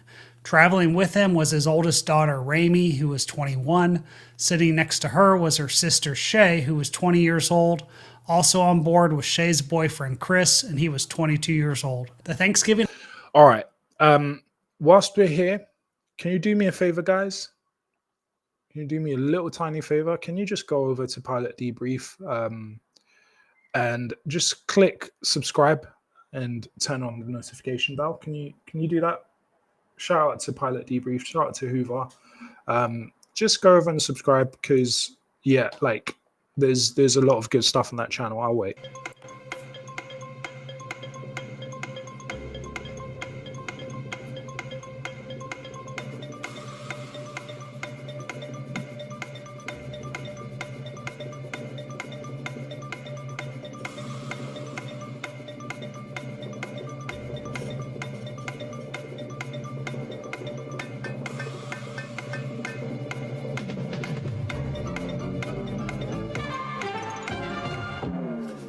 Okay, thank you guys. Let's go. Holiday was over, and the purpose of the trip was to take Ray to college, and then they were going to head back home. Ray earned his private pilot certificate in April of 2010 with about 70 hours of flight time, most of which was logged in a Cessna 172.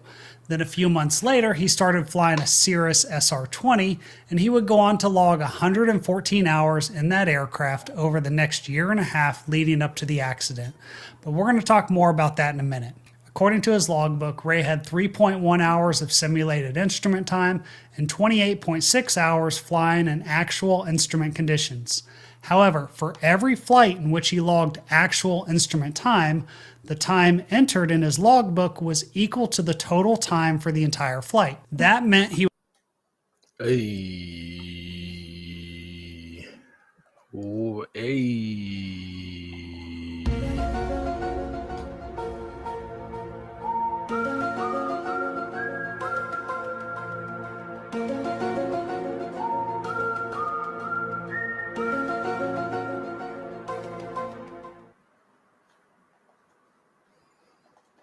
was claiming he was in the weather the entire time on all of those flights, which was most likely not the case.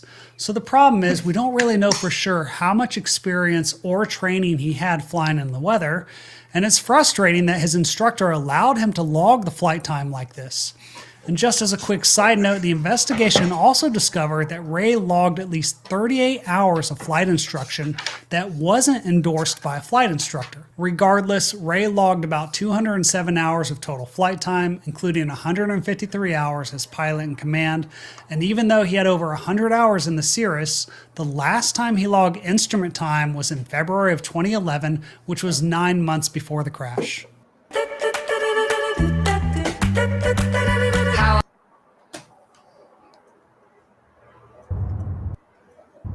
The Cirrus SR-20 that Ray was flying is arguably one of the most popular aircraft on the market today, and it's well known for its safety features, including an airframe parachute system. However, Ray was flying one of the very first SR-20 models that were built back in 2000, and the interior doesn't look anything like the SR-20s that are being sold today, and the avionics and safety features in the newer aircraft have changed quite a bit over time. In fact, when we look at Ray's aircraft, it's important to understand that it was equipped with a Garmin GNS 430. This is a small display that basically provides you with navigation and communication capabilities, and it's what he was probably using to help navigate during the flight. The big screen on the main instrument panel is called an ICDS 2000, and it integrates with the Garmin, and it's essentially a moving map display with airspace information that makes it a lot easier to see everything. And then for his primary flight instruments, Ray had a basic 6-pack configuration directly in front of him that he could easily reference throughout the flight. The other thing worth pointing out is that the aircraft had a fully functional autopilot that was capable of reducing pilot workload through all phases of flight in the weather. The only problem is that because the NTSB didn't talk to Ray's flight instructor, we have no idea how familiar he was with the autopilot or any of the other avionics in the aircraft. That being said, when it comes to Ray's training, according to his logbook, he did 3 flights in the SR-20 for about 5 hours of flight time, and then he was pretty much done with his training. Now, the only reason I'm bringing this up is because I've had a few flights as a passenger in an SR-20, and I'd argue that it's one of the safest aircraft on the market today, but only when you take the time to get the proper training. But the thing is, back in 2010, when Ray was getting checked out, the training with Cirrus wasn't anywhere near as structured as it is today, which is something that's definitely going to play a role in this crash. The important thing to keep in mind, though, was that there was nothing mechanically wrong with the aircraft that contributed to the crash. On the morning of the tragedy, Ray, Ramey, Shay, and Chris showed up at the Marion Municipal Airport planning on a 9 a.m. Central Time departure, and the flight to DePage was only supposed to take about an hour and a half at most. Now, you need to know that this wasn't Ray's first time flying into DePage. In fact, he had been there at least 5 times in the past year in the Cirrus. However, it had been at least 6 months since his last visit. So the conservative thing for him to do would be to review the flight plan, the airfield procedures, and the weather before the trip. According to an eyewitness, Ray asked for his plane to be topped off with fuel. When he arrived at the airport, Ray was asked about his destination, and Ray said that he knew about the weather to the west of Chicago, but the forecasted weather for his time of arrival was VFR, and that was part of his decision to leave when he did. However, it's worth pointing out that potentially adding to the pressure to make the trip happen, allegedly someone found in the wreckage a ticket for an Indianapolis Colts football game for Sunday, the day after the crash. Now, I don't know if that's true because it wasn't confirmed by the NTSB, but I'm sure that Ray probably felt some pressure to make the flight happen. Either way, the fact that someone was asking him about the weather should have made him at least think twice about what he was doing. That's because the truth is there was an area forecast in effect for northern Illinois all morning, predicting broken to overcast clouds from 1500 to 20. Just saying, I've had this before where I was at an airfield about to go on a flight, and somebody was like, "Oh, have you seen the NOTAMs? There's going to be like these C-54s doing a formation flight," and that was like, oh damn, like I actually forgot to look at the NOTAMs. All right, thank you for that. Then I went quickly, looked at the NOTAMs and made sure I was straight. Now, obviously I make a note to not forget those things because they are, one, it's about being responsible and being able to have a safe flight. 2, it's also legally required. But I just wanted to make the point that actually sometimes those little interactions at the airfield could be the most useful interactions. And so I make a point whenever I'm at the airfield, when I'm going to fly, like whoever I see, I just have conversations. What's the weather like up there? Oh yeah, cool. Yeah, how far? Where did you go to? Oh, I went to this place. It was like this or whatever. You know, there's so much information to mine from each other. And of course, when I land from a flight, people also ask me, you know, what's it like up there? What's the cloud base like? Or where is the cloud base at? How bumpy is it? But some of the most crucial bits of information can be available there. But it's a thing of actually choosing to use it, because if you don't pay attention, then you won't use that information. So back to what Hoover is saying, that somebody just asking him, oh, what's the weather like? That should have prompted him and reminded him to actually, you know, do the due diligence, basically, which I can definitely relate to. 2,500 feet. Right. Morning, because the truth is there was an area forecast in effect for northern Illinois all morning, predicting broken to overcast clouds from 1,500 to 2,500 feet, with another overcast layer from 4,000 up to 26,000 feet, calling for IFR conditions with rain showers and mist. Additionally, the DePage forecast, which was published at 6 a.m., was predicting that by 10 a.m., when Ray would be landing, that the weather would be 6 miles visibility due to light rain and mist with broken clouds at 2,500 feet and overcast at 3,500 feet. Now, even though that's technically marginal VFR conditions, Ray probably assumed it was going to stay that way and he could just fly under the weather, and he probably didn't even think to look at anything else. In fact, there was no record of him contacting flight service for a weather briefing prior to the flight.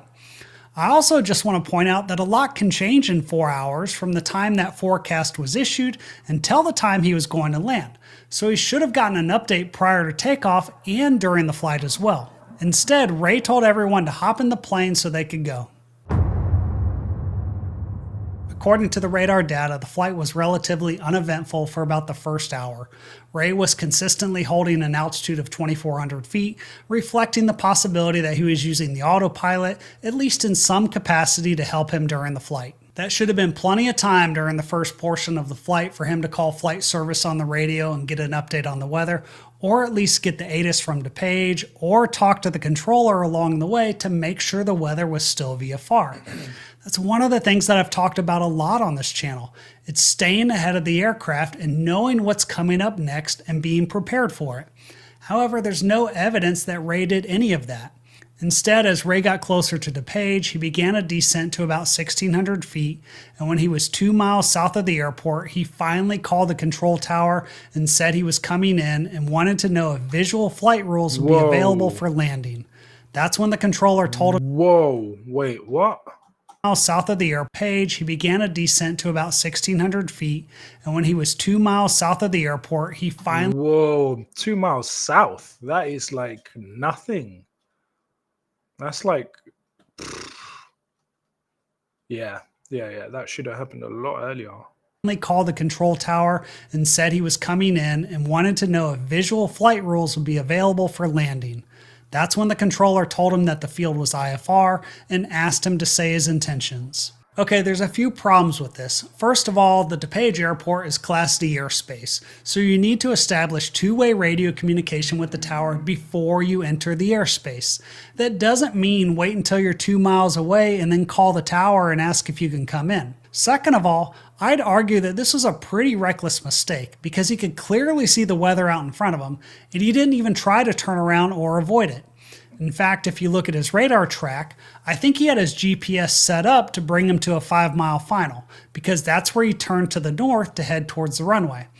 Also, I think he was probably flying just below the clouds at 2,400 feet, but the clouds started sloping down, so he turned off the autopilot and started descending. That's how he got down to 1,600 feet.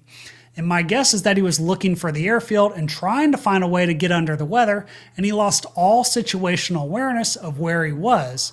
And that's why he flew into the tower's airspace without talking to them.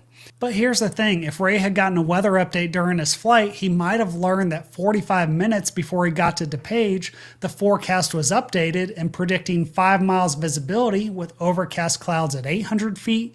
And according to the investigation, by the time he arrived, it was overcast at 900 feet with 3 miles visibility. In fact, the weather was so bad that a few seconds later, Ray apologized to the controller, saying that he just overflew the airfield because he didn't realize he was going that fast.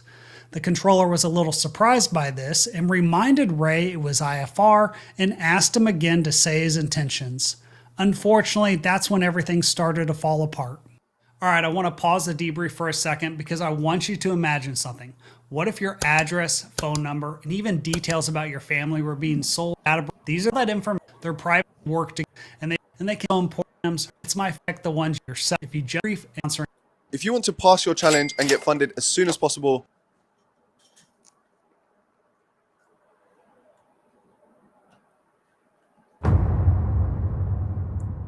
When the controller asked Ray to say his intentions, that would have been the perfect time for him to ask for help and admit that he's a VFR-only pilot with limited instrument experience, and he needs to find a place to land that's VFR.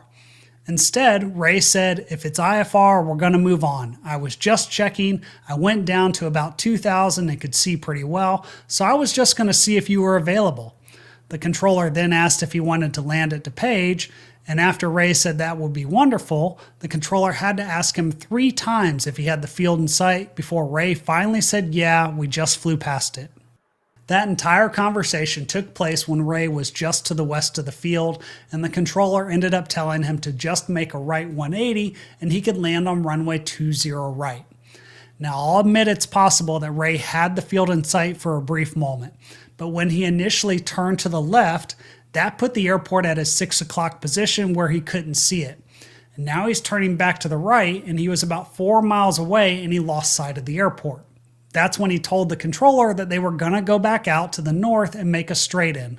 The controller gave him a suggested heading and asked Ray again to say his intentions. One of the reasons why the controller is asking him this is because of something called a special VFR clearance that allows a pilot to operate under VFR rules even when the weather is below VFR minimums.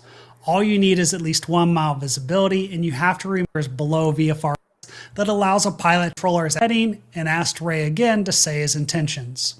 One of the reasons why the controller is asking them this is because of something called a special VFR clearance that allows a pilot to operate under VFR rules even when the weather is below VFR minimums.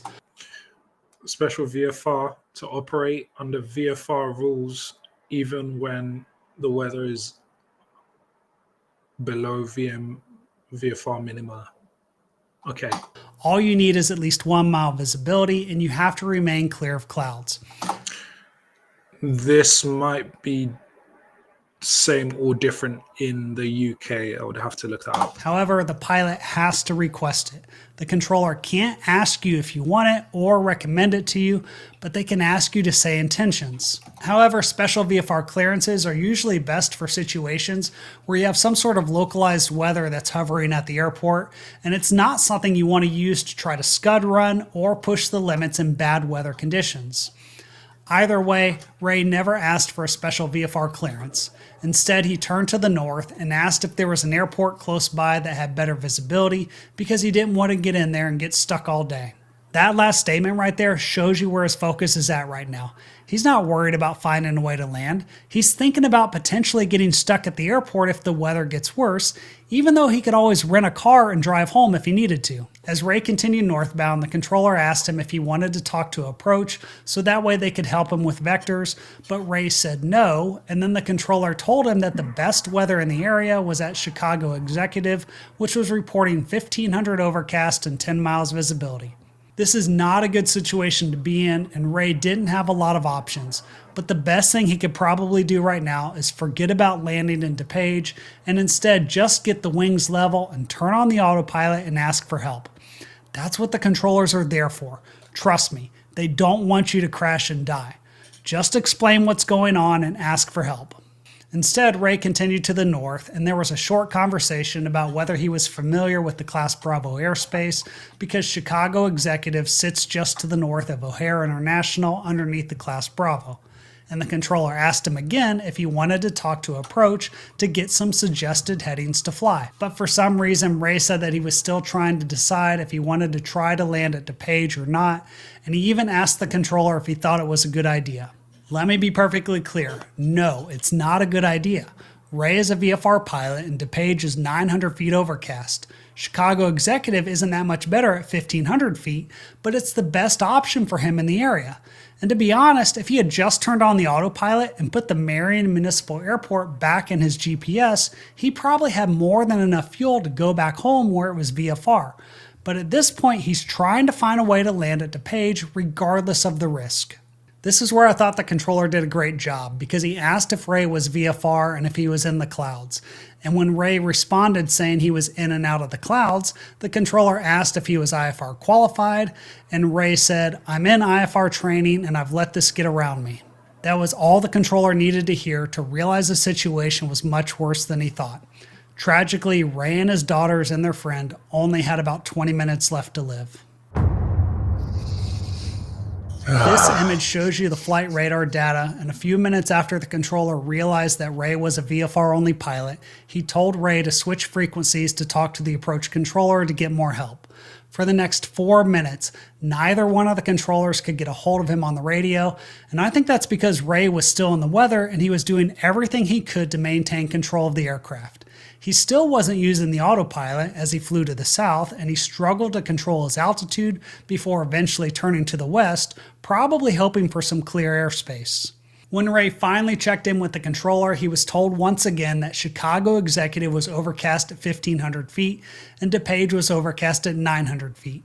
Then there was some confusion because Ray said he wanted to go back to DePage, and when the controller reminded him that it was IFR, Ray finally agreed that he would go to Chicago Executive.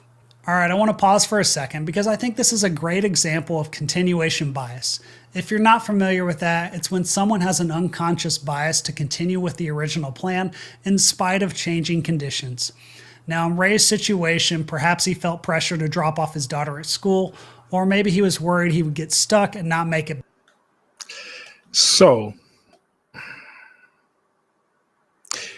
another term for it is get there-itis, right? Continuation bias. Your this bias to continue despite changing circumstances. And I think what can help, and again, I'm back in the spirit of thinking, I'm in this scenario, I'm in this situation, what do I do? Funny enough, the Fly to Dance series, something similar happened when I was flying into Brighton. But in that case, I did check weather. The weather changed after I checked it. It was supposed to be nice and clear, no issues. And then there was localized weather around Brighton or Shoreham.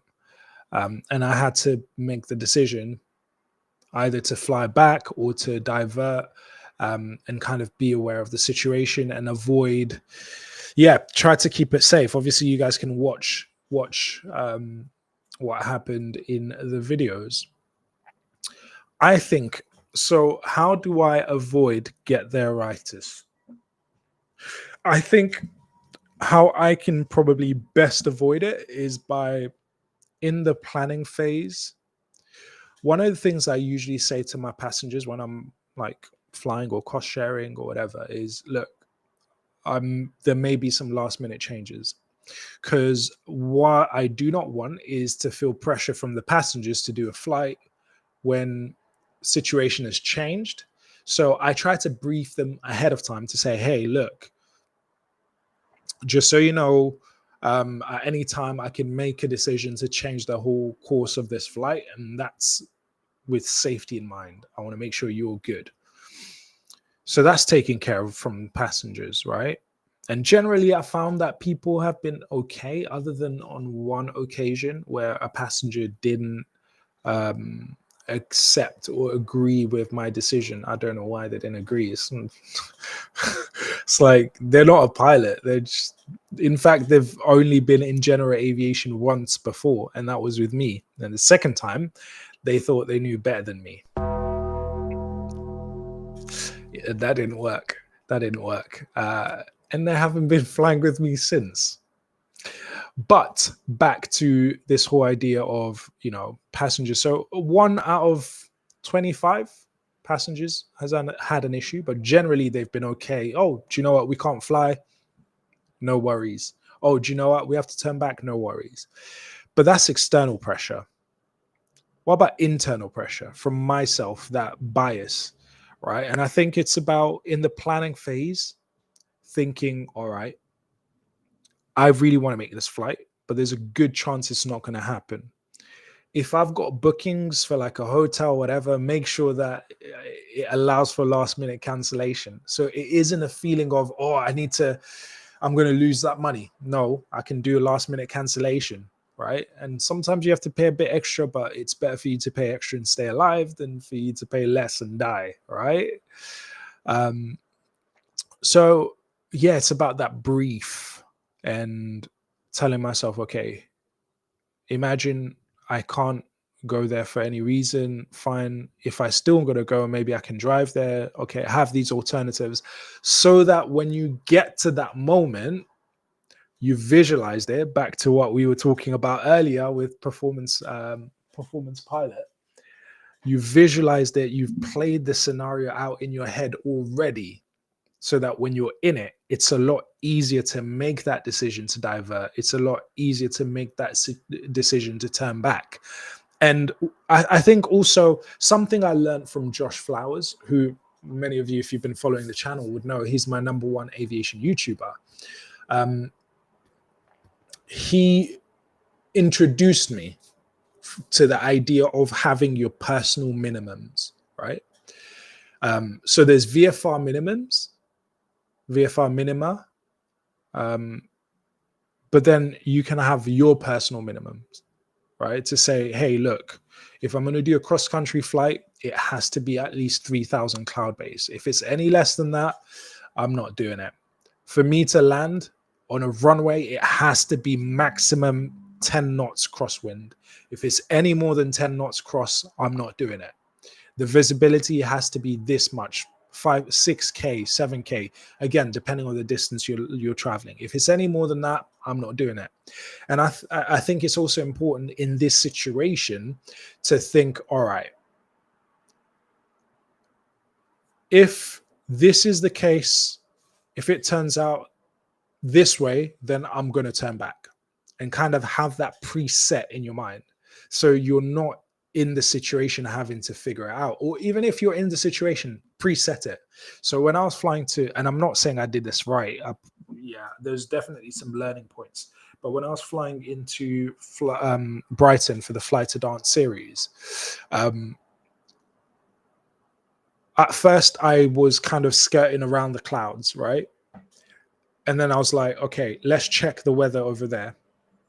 If it's bad, we're turning around, we're going to, you know, alternate. Because by the time we'd get back to the home airfield, it's probably shut. So there's an alternate. The weather's definitely good there. We're going to go there. And then I called the controllers or the air ground officers, whatever you call them. You know what they are. The air ground guys. Called the air ground guys. And they were like, look, it's clear overhead. So between where I was and the airfield, there was cloud, but they said overhead the airfield, it's clear. So I said, all right, I'm only continuing this because I know if we need to divert, I've got a route out of here. And they said it's clear overhead. So I can make my way to the overhead position safely. But if I make my way overhead and I can't see it, we're diverting. So presetting the conditions for your decisions, I think, is very important. That will allow me, I think, to overcome the power of confirmation bias or whatever the bias is. They get their itis. I think that would help me. So interesting to note that that's something that went wrong in this scenario. Back home, who knows? Either way, he was focused on landing at DePage, and he didn't have a contingency plan. Once he got in the weather, his workload increased, which made it very difficult for him to recognize the circumstances had changed, even though it was obvious to an outside observer. The radar data looks like he was trying to maneuver the aircraft to remain VFR, even though he was probably still going in and out of the clouds. He eventually turned back around and headed up to the north, starting to make his way towards Chicago Executive. Then around 10:22, the controller said, "Let me know when you can navigate direct to Chicago Executive." And Ray told him, "At this point, I don't want to mess with the weather. I'm going to get out and I don't want to get stuck in there." He then told the controller that he's navigated out of the airspace, and the controller told him the frequency change is approved. That was the last radio call that Ray ever made. Before I explain what happened next with Ray, someone that watches my channel reached out to me recently with a very personal story. Because it was so similar to Ray's situation and I thought it was such a powerful story, I asked them if I could share it with you. So as you listen to this, I want you to think about what you would do in the situation and how it compares to what happened to Ray. I was in a situation yesterday where if I obeyed all of my natural senses, I would have killed my family. We were flying up north, me and the family. Weather was fine. Ceilings were a little low, so the overcast was about 2,500 feet. So we're cruising up there about 2,000 feet. You know, it was only a 40-minute flight, not too bad at all. We get within 5 minutes of the airport that I was supposed to land at. And the weather, no rain, no thunderstorms, nothing like that, but this cloud moved in so fast, it was phenomenal. There's no way we're going to be able to land at this airport. No way. And so I did a 180 like you should. I am a VFR pilot, so I can only fly if I can see. Legally, I cannot fly in the clouds. I have to get an instrument rating to fly the clouds. But by the time I turn around to head back to Flit, we're already completely engulfed in this cloud. So basically, we are straight IFR, instrument flight rules. I can't see anything out the cockpit. It's completely white. We're in this white cloud. Completely white. We can't see nothing. Within the first minute of being in that cloud, I'd lost about 300 feet of altitude, and we are in a 25-degree bank. And I didn't even know it. My senses didn't know it. I had no clue. So here I am looking at these instruments. I'm like, you know what? If I don't do something fast, I'm going to kill me and my family. I took the stick. I began to line the plane back up to get it straight and level. And I tell you what, I was so disoriented, had no sense of direction. that it was going against the grain, going against every natural instinct I have to line this plane back up. Because my instruments tell me to do this. And as I do this, my natural senses are telling me we're going to flip this plane over and we're going to crash if you do that move. As I, line the gauges back up, we begin to circle around. Now, I didn't declare an emergency, but I did call 121.5, which is an emergency station for pilots. And I said, you know what? I'm a VFR pilot. We are in complete IFR. You need to vector me, or you need to get me to the closest airport where there's VFR or visual flight rules so I can see to get this plane down. They sent me to Saginaw. That was a big airport that was very close to me. And they're like, you know what? We have good weather here. We want to vector you to Saginaw. Now, I've heard this a lot. And me personally, I've even made fun of pilots. I'm like, how on earth could a pilot get in this condition and all you got to do is look at your gauges? It's very simple. There's a little line your airplane up to this little line, and it's simple. But I tell you what, as of Friday, I completely understand how you can be disoriented in an aircraft because your natural senses are telling you, no, these gauges are wrong. These gauges are wrong. Go with your senses. But that's not right. So, got 99 things to do.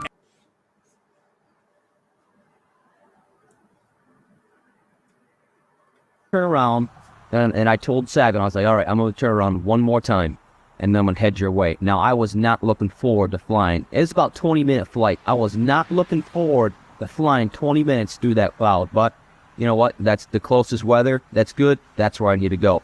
Because I had my whole family on board, my wife and both my kids. As I make that last turn to head towards Saginaw, I mean, this is a God thing. There was because like I said, we're circling above an airport. Not our original destination. We're about 10 miles east of our original, but we're circling over Gladwin. And as I did that, boom, Gladwin opens up. And I was like, you know what? There's my shot. I'm going down right now. So we went down, smooth landing, touchdown in Gladwin. And so we got down to Gladwin, and it felt good to get back on the ground. But as I look back, and I tell you what, if you get in IFR conditions, complete whiteout, you can't see nothing, and you have to fly by your gauges, if you don't trust them gauges and go with your natural senses, you're going to crash and burn, just like in life. Thank you for the time. God bless.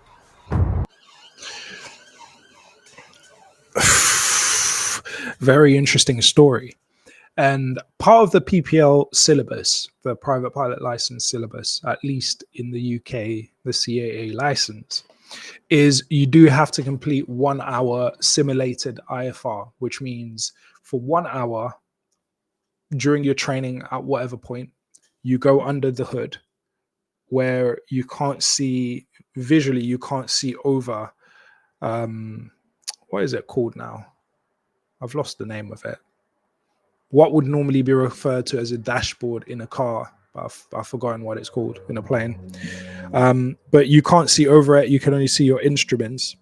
And your instructor literally tells you what heading to fly, what altitude to fly, sometimes even what speed to fly, which simulates what would happen in IFR. It's specifically for that reason. When you are in IFR conditions, you cannot trust your senses, right? You have to trust your instruments. And as VFR pilots, it's just not something we've practiced a lot, right? We've practiced looking out and what I can see visually, and I follow my senses because, again, your senses you're getting input from the visual field. But when that's taken away, it's kind of like, here's a good example. It's kind of like, close your eyes. If you want to stand up, close your eyes, lift 1 foot off the ground. You quickly lose your balance. Now, I'm better on my right leg than I am on better on my left leg than I am on my right. I can balance with my eyes closed on my left, but you will find at least one leg or both, you will struggle to balance. And that's what happens when you're in the cloud, where you now cannot visually see the horizon anymore. You can't see when you're banking anymore. Your body thinks that you're, oh, I'm not, no, I need to. And this is why when you're losing balance, your body is trying to, I'm making this up, by the way, but when you lose your balance, your body is trying to find equilibrium, right? And it's like, no, I need to go that. No. It thinks that you're too this way, so you go this way. And then you realize you're too much that way, so you go that way and you just end up falling, right? Whereas when you can see, your body kind of, it helps with your body, right? And all your senses coming together. So yeah, trust your instruments. Trust your instruments. And it's, again, the idea of visualizing what could go wrong. As a VFR pilot, I think it's very important for me to think about this, to imagine it, and just imagine myself going, darn it, I'm in the cloud. Forget everything else, instruments. Go back to the instruments, which is why I think, you know, it's covered for an hour in the PPL syllabus, just so you have an idea of what it's like to ignore what's out there and just focus on the instruments. But something to practice for sure. For sure. Right. Nearly at the end of this. I want to personally say thanks to Bill for allowing me to share his story, and I'm sure there are countless other pilots that have stories just like that and they've managed to survive, but when it comes to Ray and his daughters and their friend, they weren't as fortunate, and that's why these debriefs are so tough.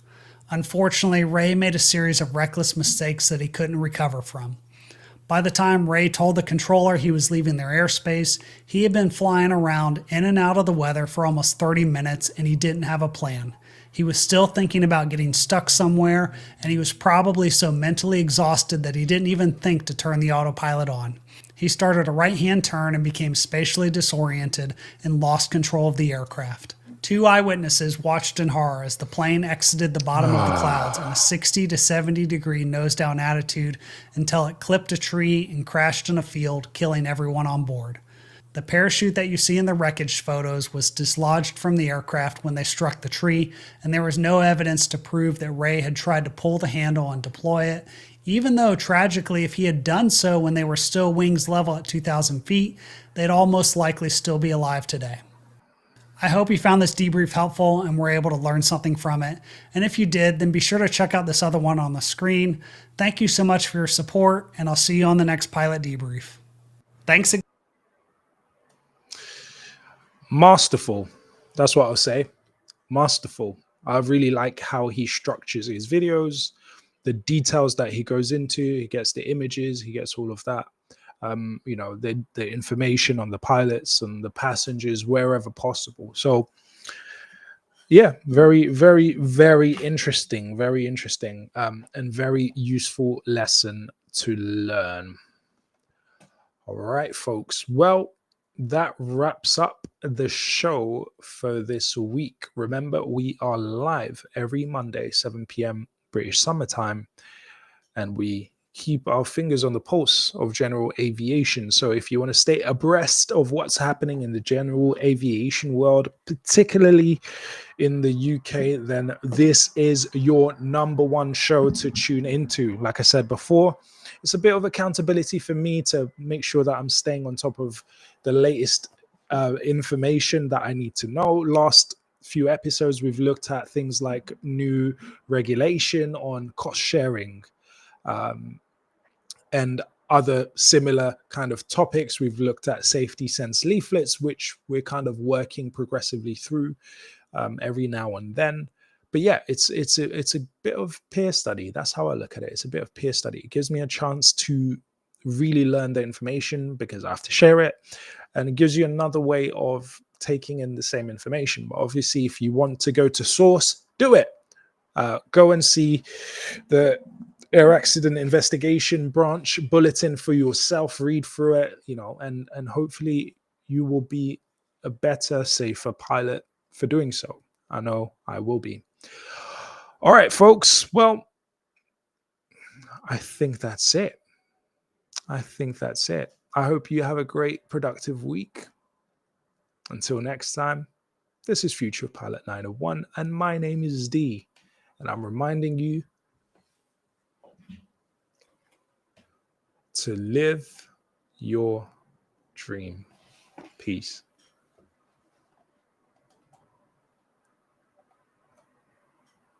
Ever since I was a kid, I had a dream of becoming a pilot, but could never afford it. One day I decided to stop making excuses, to sacrifice my comfort, to make my dream happen. My name is Dee, and this is my journey. This is Future Pilot 901.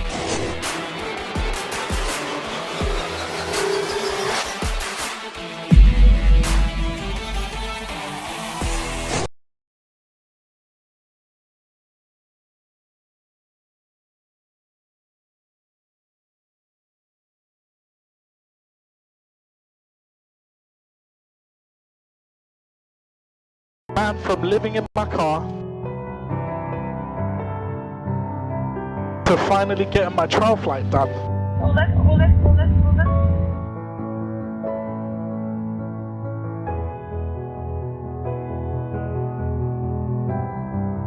To being in this moment.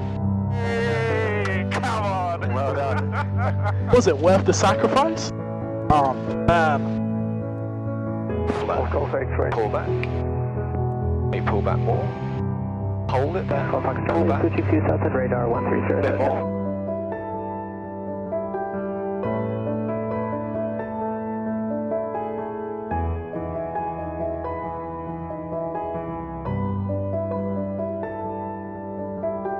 Listen. Was it worth the sacrifice? So, power right on. Center line. Listen, if you have a dream,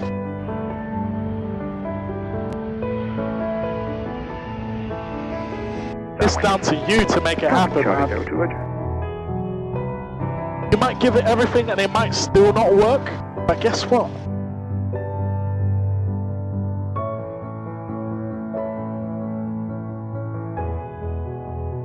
The journey makes you a better, stronger person. Can you imagine what kind of person you would become if you didn't pursue the one thing that you thought was the best thing in the world? You didn't pursue it.